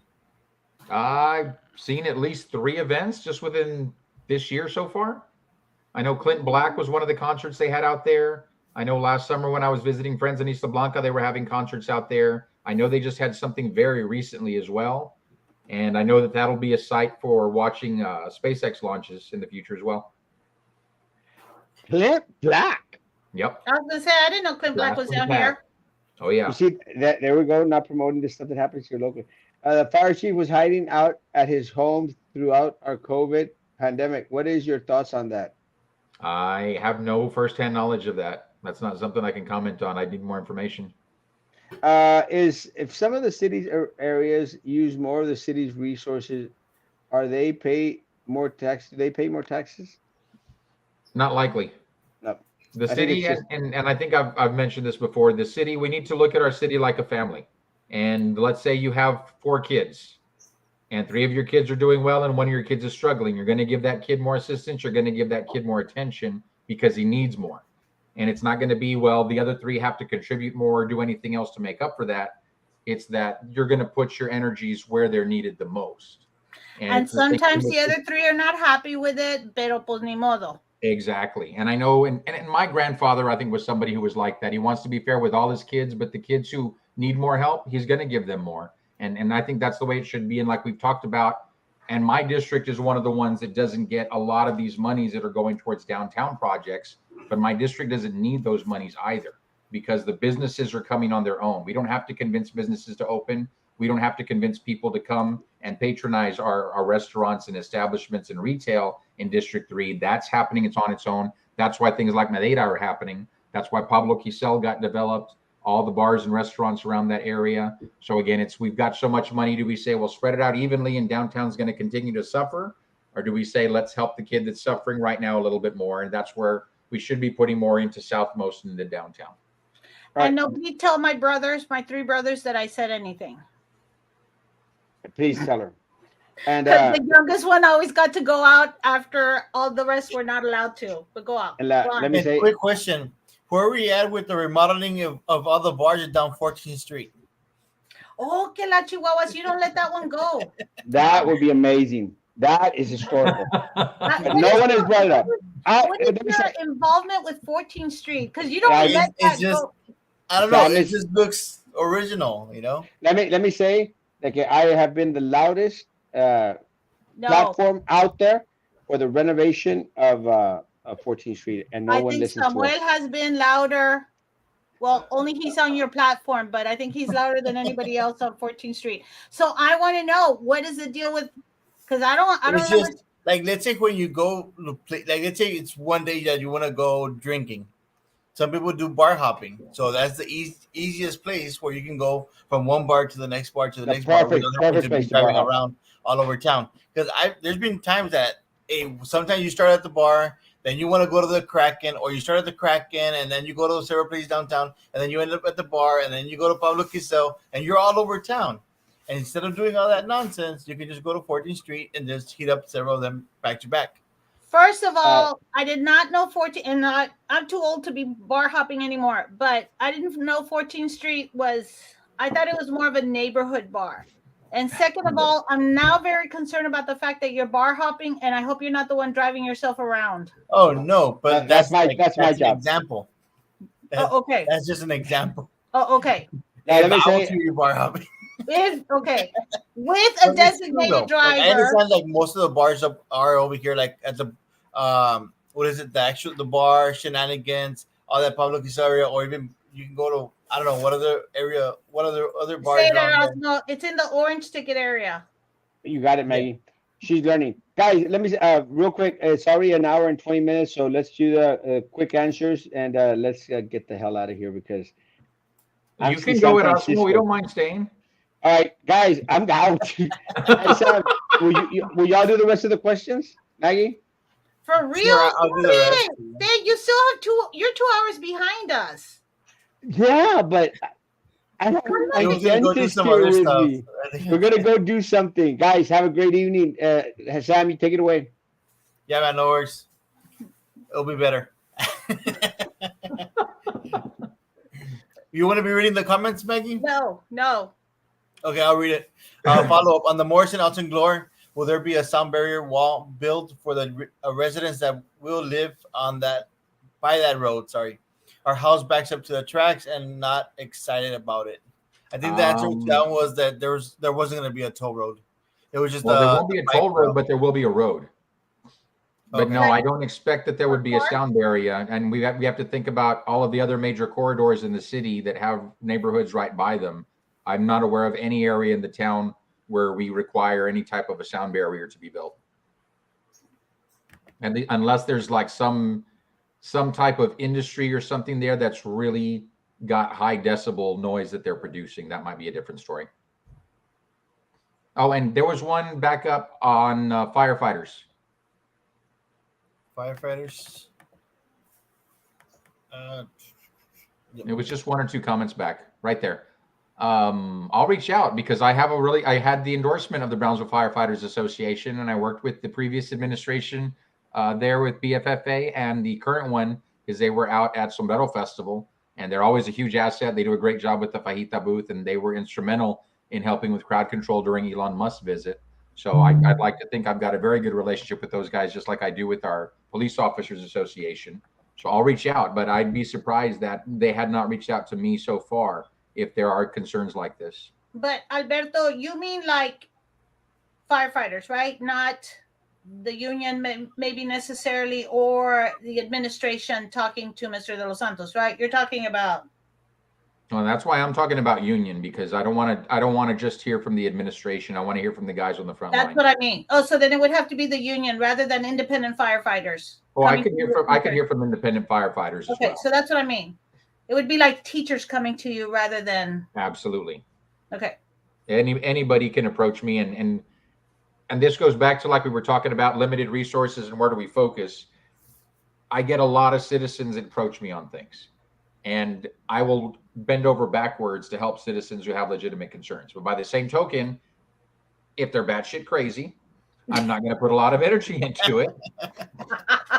I had one this week who was giving me hell for the construction on Alton Glore, and all of us know that is a state highway that is run by TxDOT. And there's been newspaper articles on this. They are the ones doing the resurfacing of Alton Glore. But I had a citizen actually jump on me on my social media about this, saying, and don't blame TxDOT. And you all know you're our leaders. You need to take responsibility. And we have so many other needs. And you voted to tear up this road. The city didn't take any vote. We have nothing to do with that. Everybody in the state of Texas knows if it's a TxDOT road, we're not making those decisions. I'm not going to waste my time on citizens like that. If you have a legitimate issue, come to me. We will take care of it together. But don't come to me with crazy, because there's too many important needs that have to be addressed. All right. Next, Maggie, the master plan communities are big in Austin. I haven't had a chance to see them, but they're pretty to be in. We need an HEB close to the ranch. We need more HEBs. I wonder, is there anything we can do about that to get HEB to come down? Do they have to? I know you can, like, I guess I know there's a website. I think you can request it, but supposedly they had already done like surveying. They do surveys like every so often, but I don't think there's going to be one nearby anytime soon. I know there were originally plans for one as part of that road being built from Morrison to I-69, the West Rail Trail. But as I understand it, with the pandemic, things shifted and their business models changed. So I don't think HEB's going to. I know they had mentioned like where the flea market was at. I know I had heard that before too. But I know that they're looking at other grocery retailers to come in to fill that gap. Which would be like what? Albertsons, Kroger's, Sprouts. I don't even know if Publix is down here. Aldi's. Which ones are the ones that are down here? I keep missing what you're saying, Commissioner. Oh, I was saying Sprouts. They're not down here, but I know that that's one I've heard floated by some of the developers. Oh, okay. I think they're more like all healthy, all natural type. Oh, okay. Like Whole Foods, maybe. Okay. And you can back up to that last one. I don't mind addressing that one either. This one? Yeah. When you live in District 3, you can tell District 3 that they need a new commissioner. Because we're pretty sure Albuck Road is not in District 3. Next one is, can you explain the Asteria Company community project? Asteria, yeah, that is supposed to be like zero carbon footprint, where everything is renewable, self-sustainable, lots of electric. As I understand, it's not anything you can buy into, you can rent or lease there. But there's a model, I believe, up by Austin, but this that's going to be built in Brownsville is the first one of its kind anywhere in the country. Is that the one that's going to be over by like 511, or where's it going to be at? I think this is somewhere off of Boca Chica. Okay, but at what, more or less at what area? Definitely past Four Corners. I'd say somewhere between Four Corners and the airport, maybe. I'd have to go back and look at the specs Okay. on it. Thank you, John. Thanks. Wait, hang on. Let me look it up real quick. Madeira-text.com. Malaysia-TX. That shows you the plans of what they have for how they're gonna build it. And I do see like there's banks and the several faces of the residential and the shopping plaza. Okay. Thanks, John. Well, Darn, I wish I knew what that was about. we need an H Mart, good Asian market. There was an Asian market right there in that plaza. What's it called? Where the market was at this past weekend. North Park Plaza. Yeah, there was an Asian market right there. But what happened to that one? I saw that it's closed already, or has it been closed for a while? I don't know. That's a very good question. I can't imagine we don't have one somewhere in town because I know there's a market for it. Yeah. Hey, that but website, the beginning of that Madeira website looks nice. Oh, it looks beautiful. But if you look at some of it, so like where it talks about malls, it Yeah, mentions I saw that. North Park Plaza, Palm Village Shopping Center. So it's not talking about new malls and shopping there in Madeira. Yeah. It's talking about in the surrounding area. Like in the I area. saw that. Yeah. And then when you look at that first picture, it's beautiful. And then I'm thinking, we don't have those kinds of trees here. That change color? That grow taller than two stories. Yeah. Or a story and a half. Yeah, that's a beautiful picture. But I wonder, oh yeah, the change color. I was looking at the very first one. Yeah. Oh, Go on. okay. I see. The other one's the Cameron County Arena information for the Instagram. Oh, okay. Hang on. Oh, it's Instagram. Excellent. John has got a lot of good info tonight. Yeah. Erasmo already took off, so we wouldn't be able to answer that question. Ray defended Erasmo on the show. Next one, we need a bike walking trail between Roosevelt and Frontage Road. The train doesn't run through there anymore. Roosevelt. Where's Roosevelt? Is that the same? That's by Buena Vista, Yeah. by the cemetery. Oh, okay. Yeah. And But I'm pretty is sure that- that's the same area that we've been talking about, between Keith and Arthur, where there's a section of railroad track that the train doesn't run through anymore. Oh, okay. And that's something I'm looking into to find out what's going on with that track. By Victoria Heights, That sounds right. around that area. Yeah, when you go up McDavid, Yeah. right Yeah, by that's Buena where Vista, that Guadalupe- everything that's on the It's right, by the neighborhood passing on that the right. Guadalupe Middle School, right? More or less. Oh, I'm not sure about that. I don't know where Guadalupe Middle School is. Yeah, it's by that women's center. It's Next that to the area, Guadalupe right? Church. Oh no. I don't know. I I'm think probably you're off. thinking further away than what he's thinking. Buena Vista, Ah, okay. that area. Parties without unity are just useless. Ms. Amanda Garcia says hello. Well, None of us back went to up see for a you, second. Amanda. Sorry. Huh? Back up for a second to parties without unity. Okay. The parties without unity are absolutely useless, but we have to remember it's not about the party, it's about the country. It's got to be, because when you can have parties that are very, very unified, but if they're unified behind crazy ideas, that's not Yeah. just useless, it's dangerous. It's dangerous to our country and it's dangerous to our freedoms, even if they're unified. I wonder if the local artist will get 10,000 like the previous artist. If they are not paying the same amount for the third mural that they paid for the first and the second, I'll be raising hell. Thank you. How far behind are we on? I think we're just maybe like about 6 comments and we should be Oh, done. okay. Oh, you know what? You just updated. It's about 15, more or less. Not a problem. I'm like this. Oh, I want to go to bed. Hey, we're only at 90 minutes, Maggie. Remember, I'm a 3-hour guy, usually. I know. That's what I'm afraid of. No, No, I'll go through it real quick. 20 minutes. Hopefully they build the convention center in Los Fresnos. Maybe we can get some good concerts down here. Yeah, and I think that one that you're talking about, Long, is actually in the Brownsville city limit. Even though it's at Highway 100 and the expressway, it's still Brownsville city limit. Yeah. It's But Because yes, they please expanded be sure to that you area, get out right? and vote for that to make it happen. I was gonna say, or not, if you don't want it to happen.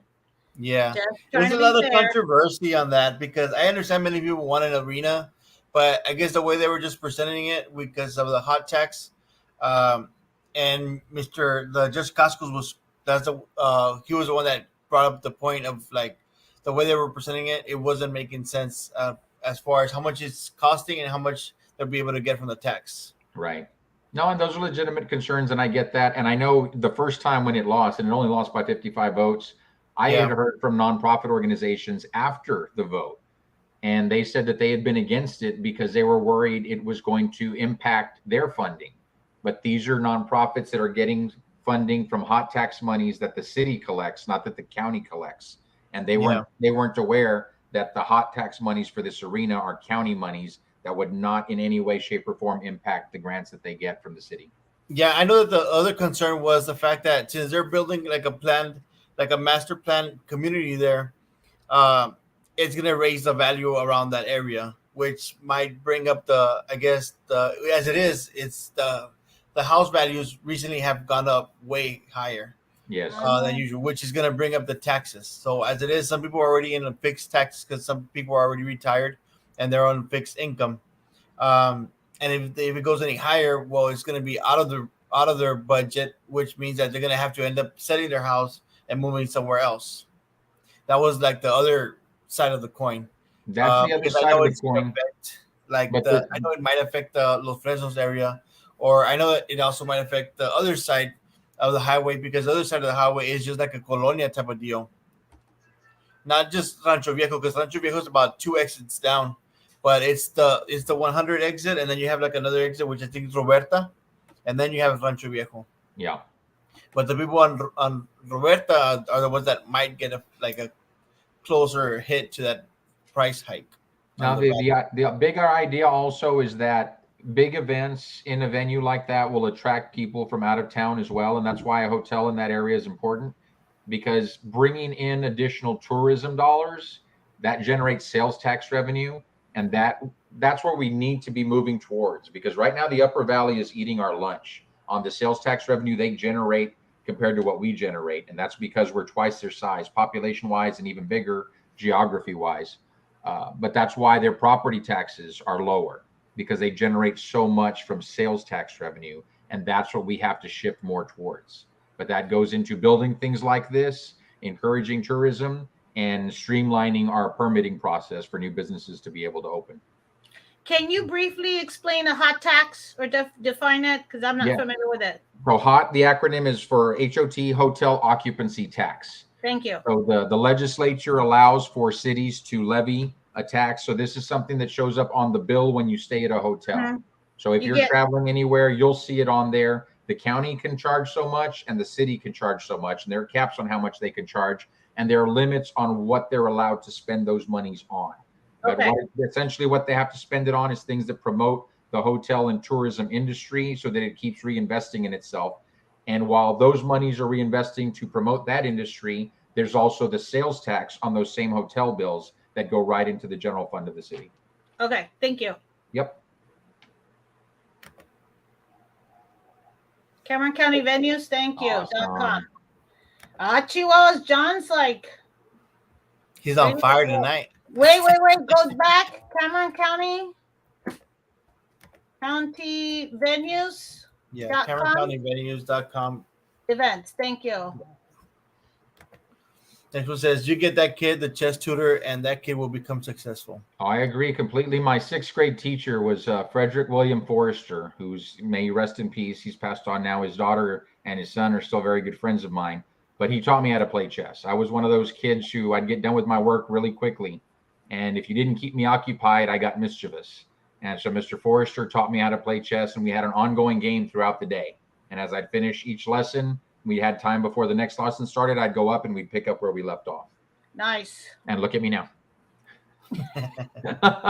Next one says, in this case, we the kids pay the taxes to the city as parents. Okay. Then street needs to be fixed, and the street lights. Yes, Danette, not only Danette needing to be fixed, but yeah, Danette, and also going out towards the other end, towards Titan Tire, like out by the Broken Sprocket.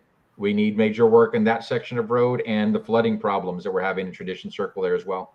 Is that going to be widened? Because that's a narrow road. It needs to be widened. It needs curbs and gutters all the way from Paredes to Stagecoach, and the same thing on Danette. You know, one of the things that kills me about Danette and Stillman out there, especially as you're going from the woods and cross-country trails out to the expressway, because it comes out by the flea market. Yeah. It kills me that it's got signs saying it's a bike lane. There's hardly any room. There's no shoulder at all. And it's wilderness out there. And I've seen people going. I was going to say, the grass is high. Oh, yeah. The grass is high. And I've seen families going through there with their kids riding behind them. And you've got traffic coming. Yeah. And it's just so dangerous, in my opinion. So those absolutely need to be widened and need better. And that's part of the city? Yes. Mm-hmm. Yeah, those areas and Rice Road we need major work on. Are there plans yet or no, not yet? I'm not sure about those. Well, I know over by Stagecoach to Paredes, there are plans in the works there because we've been talking about that. I need to check on Stillman going towards the expressway, and I need to check on Price. The other one that I know is in serious need and is coming up soon is Jose Marti going into the country club, in and out of the country club. But I know the problem there was I think it was the contractor who we had on that. But I know that is coming to be breaking ground very, very soon. And it's overdue. But there are several roads in the country club that have been resurfaced. Thank you so much for all the information. Like, I feel like, I'm getting in on some gossip, but it's not. It's just city information that no one ever knew how to access before. Right. Now you know. There's a remodel 14th Street bars with what parking lot? That's what he's talking about. We'll put a 2-story parking garage there. You just walk back and forth. Right? Because it wasn't known for bars. I thought it was known for other things. For Car bars repair. and other things. For many things. Car repair. Maggie, I guess I don't have that legitimate concern. Maybe, Maggie, how would you like your residential road be rezoned light industrial? That's not what I said. I didn't say you didn't have a legitimate concern. I said, don't ask to not be snarky when you were the one who started the snarkiness. And I started it off, I prefaced it by saying, I am on your side as far as standing up for yourself and what you've got to say. I did say that before I said anything else. True. Brownsville people complain about bad roads. They complain when they're repairing the roads. Boca Chica is much better now. Amen. I'm a fan of the medians. I think Boca Chica is so much easier to navigate now that the medians are up. Yeah. How about at Costco? That would be cool.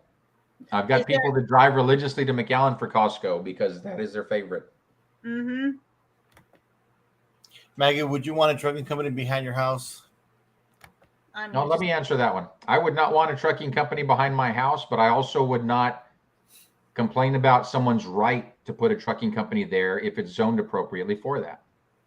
Because it's not just about my rights as a property owner. The neighbors have their own rights as well. And I think I've mentioned it before. I didn't pay attention to it, but my husband did pay attention to where we bought property because of what is behind us. And he was planning for 20 years from now. Is it likely that someone in the back is going to build behind us? So he was planning ahead. So not that I'm not talking you specifically, but just to bring up the fact that I don't think a lot of people think that when they go buy a house. I don't think they pay attention very much to the community, the area, what the school district or the and future, not just immediate, but very far in the future, how it's going to affect them. Because weren't they going to make that industrial park, like eventually have more business warehouses there? Yeah. The industrial park? Yeah, the industrial parks are still doing a lot of business. I know when I was still on the GBIC board, they had several parcels that were in play to be sold and have businesses come into them. So we should see a lot more activity there. And on Joe's point, and I don't disagree with you, Joe, because I now know the same point you were making, Maggie. I remember hearing this when there was a lot of talk about LNG and there was a lot of talk about SpaceX. And there were folks in Long Island in Port Isabel who were talking about, the environment and the view, and they moved here because it was peaceful. And I didn't expect rockets and I didn't expect liquefied natural gas. I get that. And I get the view, the beautiful view that you've got. But again, does that mean the person who owns the land across from you has no right to build just because you don't want to look at what they build? Of course not. The property owners have rights. And as long as what they're doing is within the law, then we have to work in trying to an agreeable solution for everybody. And then you'll it have a says, new district commissioner in too. Remember, next year, Commissioner Tetru's up for re-election, and she's termed out. So she won't be able to run. So there will be a new commissioner in District 2. It says the stereo will be northeast of the airport on Boca Chica. Northeast, very good. Then, Mr. De Los Santos, when El Jardín project is finished, what is the city planning to do to provide parking? Is the city planning to build a parking garage close to that area? Have not heard of concrete plans to build a parking garage in that area, but we absolutely need another parking garage to service downtown. We do not have enough parking as it is right now. And there's land that could be converted to more parking, but again, it goes back to those owners don't want to do that. They want to do something else, which isn't going to help because it's going to draw more people to downtown, bringing in more traffic rather than helping solve the parking problem. So that's something the city needs to start talking about and looking at long term. Okay, next question is, can we get an observatory so the public can see Mars? Can go Absolutely. See Mars? In fact, Mateo, where we're talking about the cannery project on that whole block from Ringgold to the Expressway, there's a big warehouse at the corner of the Expressway and 7th Street. And that warehouse is owned by the Mitty Foundation. And right now it is part of a plan for the Children's Museum to expand. So the Children's Museum already has use of the pavilion at Dean Porter Park. And they're currently working with consultants, and they've got focus groups going on to talk about the long-range plans from the museum. But part of that is a space and science center where that warehouse is on 7th Street and the Expressway, and there are plans to have an observatory be part of that. Well, one of the good things about controlling the stream is that I can come on at any time and ask the question. But I wasn't planning to. But I do have a question because But Dennis fell asleep. He did fall asleep, and that's why you got your headphones on now too, so that we don't keep him up. Exactly. But you know me very well. But you made mention that we're needing some more parking at downtown. Are we still using that parking garage that we have across the bus terminal for the COVID little thing for the illegal aliens that are crossing over? I don't know if they're still using that for the asylum seekers, but to the best of my recollection, even when they were using some of that for the asylum seekers, there was still parking happening in that facility, because I know a lot of the plasma banks and some of the businesses downtown have long-term contracts with the city, and they've got reserved spaces in that complex. Well, I've been in that parking garage, as a matter of fact, and I mean, I've never seen that parking garage full. No, I've never seen it full. But I know I used to ride my bike up to the 4th floor. That's a great little workout. That's more workout than I do in a month. But yeah, so why would we need another one when we still can't pull up the first one? And then part of it, if probably the first floor is still for the individuals that are coming across. It's all about location. That's like saying, why do we need another HEB if the HEBs we have capacity to do more business? It's because of the location. It needs to be in proximity to where the needs are the greatest. But what increase of people coming in downtown would require that extra space? The question that was asked was when El Jardín is done, and we've got a lot more housing units downtown and more people living downtown. What are we going to do to increase parking? And they asked, is the city looking at building another parking garage? And I said, as of right now, I've not heard that, but I would absolutely support having those discussions. Well, where are we on the Jardín? I know that's one of the reasons why, I mean, not for any other reason that I want John Cowan on here, I promise you. But where are we at in regards to El Jardín Hotel being renovated for housing aid? As far as I know, and I don't have any firsthand knowledge of it, but I've seen posts of people who are inside as work is starting in there. But I'd have to get with CDCB and get an update on where we are with it. Or the Housing Authority. I forget which one of them is heading that up. Is that something Erasmo could stroll by and inside and kind of? Not inside, I'm sure, but if he was at the Capitol Block Party this weekend, that was right in between the Capitol on one side of the street and El Jardín on the other. I was in San Francisco. I know. I'm just giving you a hard time. Hey, I was gonna say, what did I miss? Because my internet dropped completely, and then Erasmo's on, so I'm good. I'm going to bed. No, Went to bed. That's why Erasmo's back on with us. my dad. I was going like, I don't want to be rude to Abraham. I'm here, and I'm here probably just talking my ass off and stuff. And we're like, you know what, guys, I gotta go. Let me go. And I turn around, está todo dormido. Thank you. I'm going like, damn, am I that boring? Mm-hmm. Don't answer that, Maggie. Mm-hmm. See, he treats me like a sister, so then I'm allowed to snort back at him. Amen. Guys, I appreciate y'all coming on. I just, as I was listening Yeah, to y'all, we're actually. just almost done with the comments. If we want, we can just finish up with the Okay, comments and then sure. call it a day. All right. The next one says, "Thank you, Commissioner, for looking into the trail." Next one says, "Under the expressway, 1 block away from Guadalupe Church." Yeah, he's right. Y'all were mentioning that, and it is Commissioner Santos. I don't know if you Guadalupe is. You know where Martin Sarki's building's at? Business is at? I know where Guadalupe Church is. I don't know where Martin's business is. That on la 13, donde está. I mean, you're good with food because you're. I was gonna say, ¿dónde está la güerita burgers? Está la Is güera that the burger. place that has the drive-through? No, la güera, la Güera 13th burger. and Frontage Road.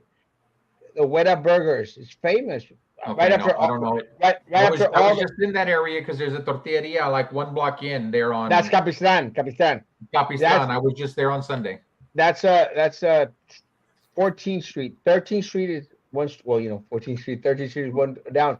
Where all the car lots, used car lots, end on frontage roads, está la güerita where they sell hot dogs. Amazing hot dogs. You need to go buy. Burger. Martin's Business Saga is right next to it. It's where they do this inspection place. Across the street is Guadalupe Middle School, the one that former Mayor Martinez was a good patron of. And, in that area.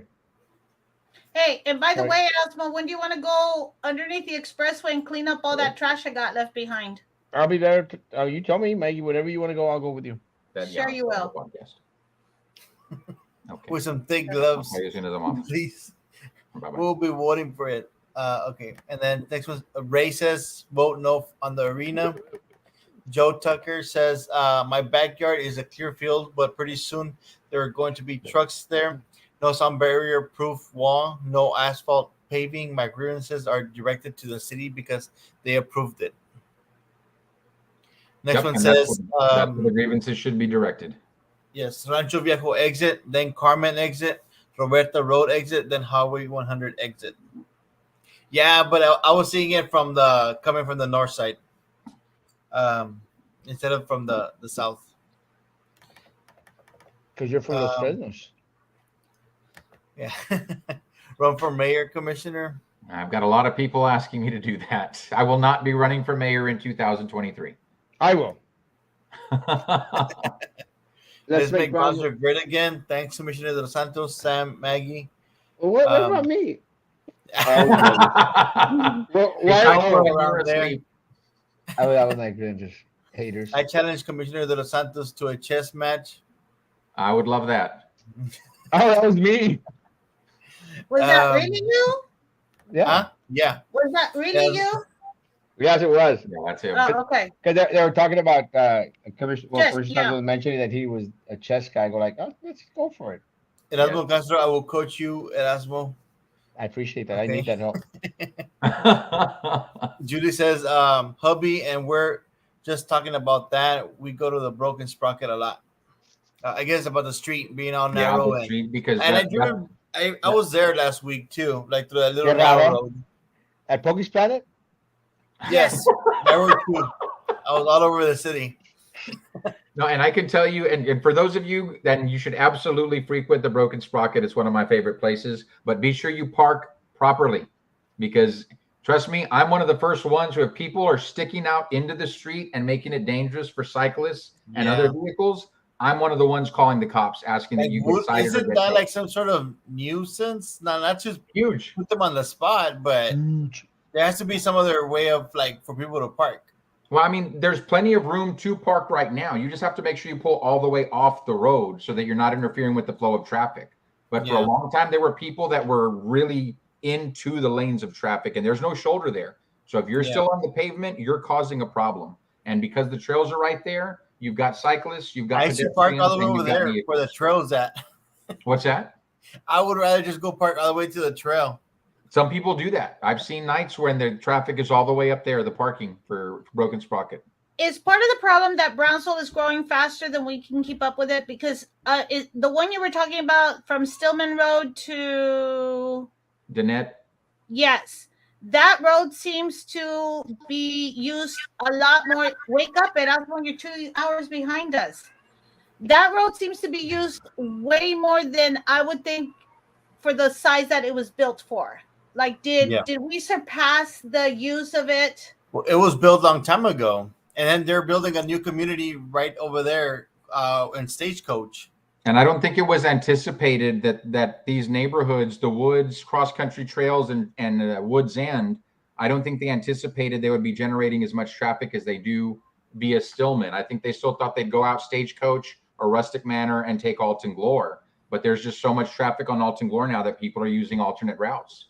And so we've absolutely outgrown it faster than we can keep up with it. It's part of the population boom, but it's also part of the lack of resources. Yeah, because when we moved to the area where I'm at, I used that road maybe once or twice, 10 years ago, let's say. Mm-hmm. And I thought of it as a country road. And then I went back and used it recently, and I was like, where did all this traffic come from? And this road isn't wide enough for all this traffic. Right. Okay. Yeah, so actually, yes. So then actually, Brownsville doesn't have the resources to keep up with the issues that we have on part of the town and to keep up with the issues of growth on the other part of the town. We don't have those resources on hand right now. That's part of what, like we were talking about earlier, is we're finally starting to plan for the future the right way. Okay. So that we are prioritizing funding of those needs as they arise. But we had too many administrations previously that were willing to just push it off and push it off and push it off. And then eventually it comes to a breaking point. So we got all those hike and bike trails. This might be a dumb question, and Erasmo, keep your mouth shut until I finish it. But I just lost internet? Did I lose internet? No, you're still here with us. We see you. Okay. I just lost. I hear you. Okay. Sorry. A tab opened up in front of this. Lost my train of thought. Oh, I know what. So if and again, Erasmo, shush until I finish up with this. If Biden puts in all the money that needs to be put in for infrastructure across the United States, how much, just give me a chance to answer my question. I did preface it with, it might be a dumb question, but how much of that would come to us? Nothing as far as federal money? I can't say it would be nothing. I'm sure there's money that would come to us, but first let's remember that what he was looking for was $3 to $4 trillion. And that was not anything that he could get past Congress. Mm-hmm. So I think the last one was like 1.9 trillion, maybe. So already from the beginning, there is not enough funding for the infrastructure needs nationwide. Okay. So we'd never be able to catch up with it. But as far as how much money we'd get, it all depends on the case we make for the infrastructure needs that we've got. Keeping in mind, and this is why I'm asking it, Erasmo, because keeping in mind, who would have said 2 years ago that BISD was going to get $189 million? Who would have said 2 years ago? Hang on. Who would have said 2 years ago that we would have been at the point where we have enough devices for each child and somewhat sketchy, but somewhat good internet for them to take home, and enough monies for all the devices and all the technology we're getting? I'm just saying. Yeah. But the metric system is different, Maggie. So the metric system that is set in play, it's like getting a grant. And Commissioner Santos talked about this earlier in regards to the Tiger Grant. There's certain metrics that have to be made. There's certain metrics that were made enough so that the school district could get $185 million extra dollars and everyone to get a tablet and everything else, because we are the poorest little city in the country. We do have more Hispanic students here, a greater number of majority in regards to. So the metrics were there for us to receive that money. In regards to the building back better, the only dynamic I've seen so far in metric system in it is that people go out there and vote, and we don't get people to go out and vote in great numbers. Okay. Our voice is softer because of the small percentage of individuals who but actually come out and vote. People need to come out and vote. They have to. They have to come out in May, vote yes or no for the arena. I don't care. Just come out and vote. They have to come out to vote for the for the runoffs. They have to come out to vote for the port race, for the TSC race. I don't care if your compadre is not in the race. You have to come out to vote. We have to instill that culture in people. If you don't vote, your voice is small. Preach. And you we had need mentioned to, that it was like we it's need to over get 200,000 people here in the city, but how many are there actually like registered voters? Like how many people are actually able to vote? Well, we out got of the registered voters, only about 10% of the registered exactly voters show up to actually vote. 10% is Yeah, a small voice. but If how we many had, registered voters are there? well, I think there's 90,000, Commissioner. Probably. It's right under half of the population is registered to vote, and then only 10% of that turns out, which is only 5% of our population or less. So we need to work on both things. Well, Everything. the other thing we need to work on is it's an education thing, but in what I've seen, it's not just the younger generation and encouraging them to vote. Part of the problem that I saw firsthand, because we were registering people to vote when I was running for office. This was during the runoff season. We had individuals who were eligible to vote. They were within 6 months of their 18th birthday. Their parents, their father would not let them. You could tell this kid wanted to register. You can tell this kid wants to participate. And I was like, no, you're not doing that. That is a problem. That is a huge problem. Detrimental we should be to our encouraging community. our kids to do that. Yes, they can have a better life. Yes, they can get an education. Yes, they can go to college and be successful, but they absolutely have a right to vote, and you should be encouraging it, not discouraging it, not holding them back. Preach. Vote.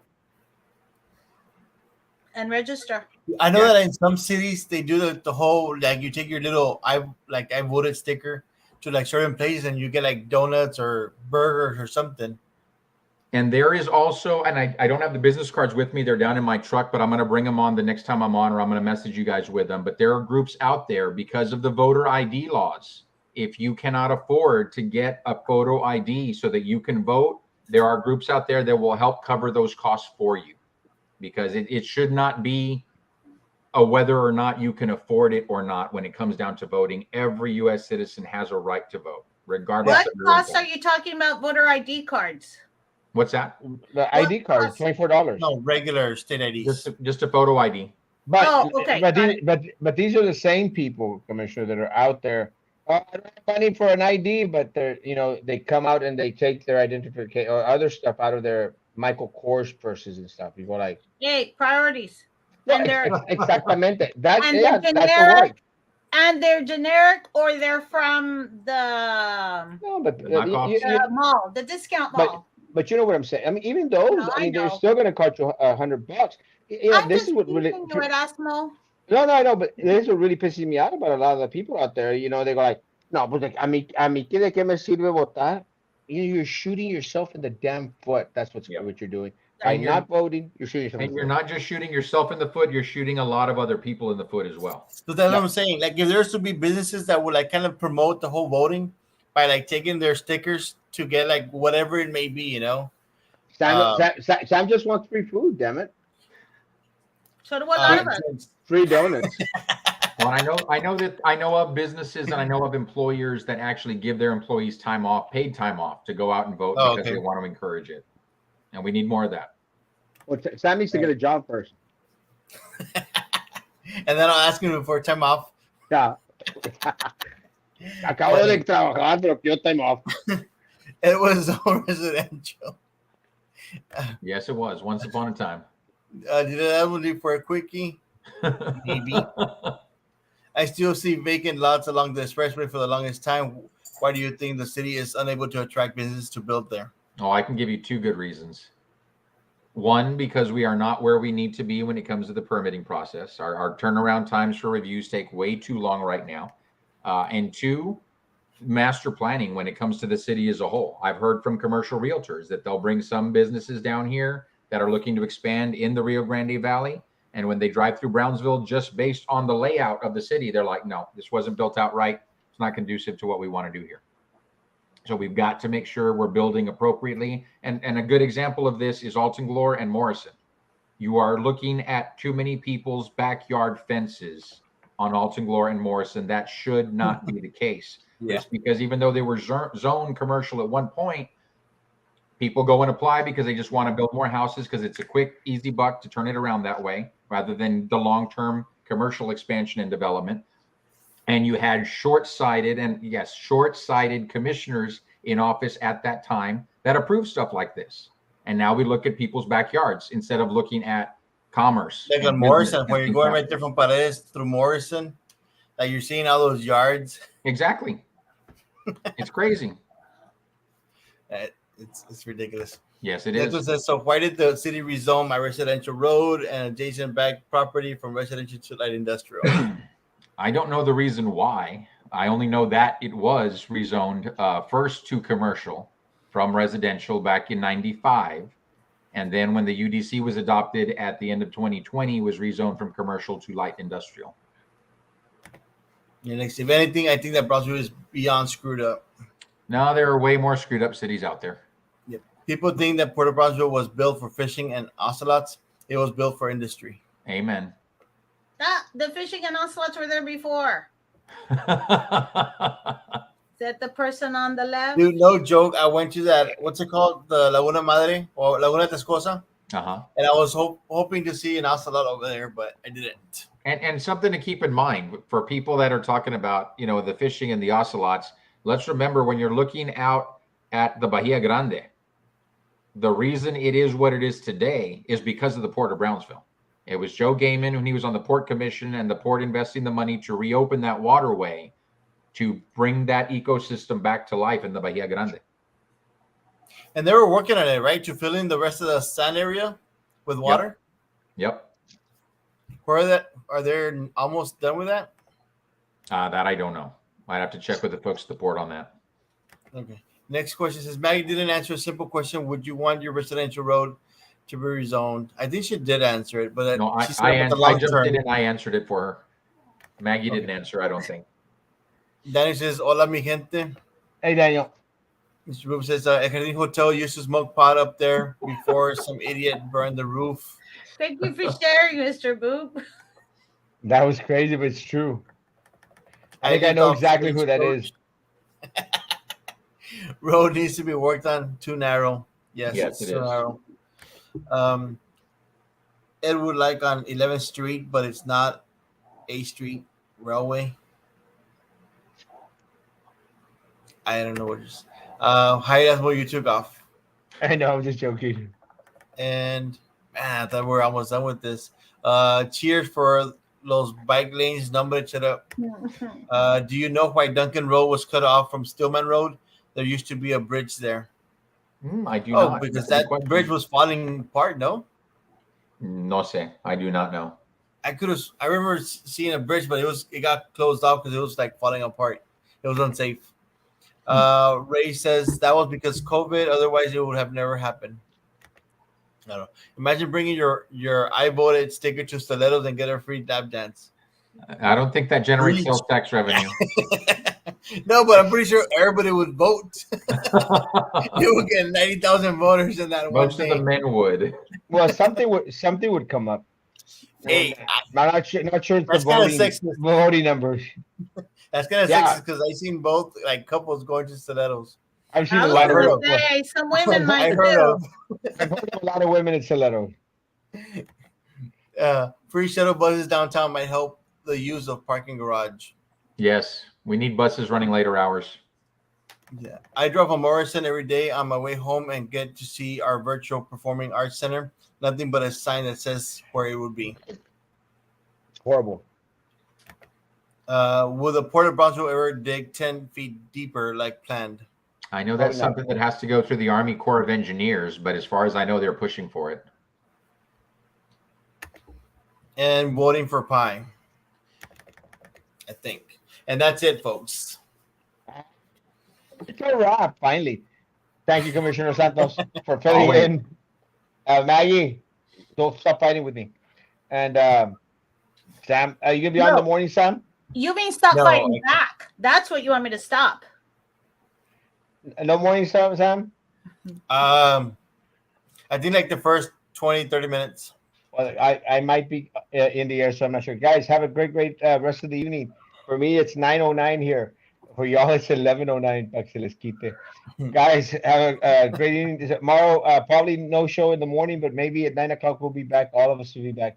Guys, have a great day. Social distance, face covering, hand sanitizer, still believing all that crap. Hasta mañana. I'm Bye. starting to not.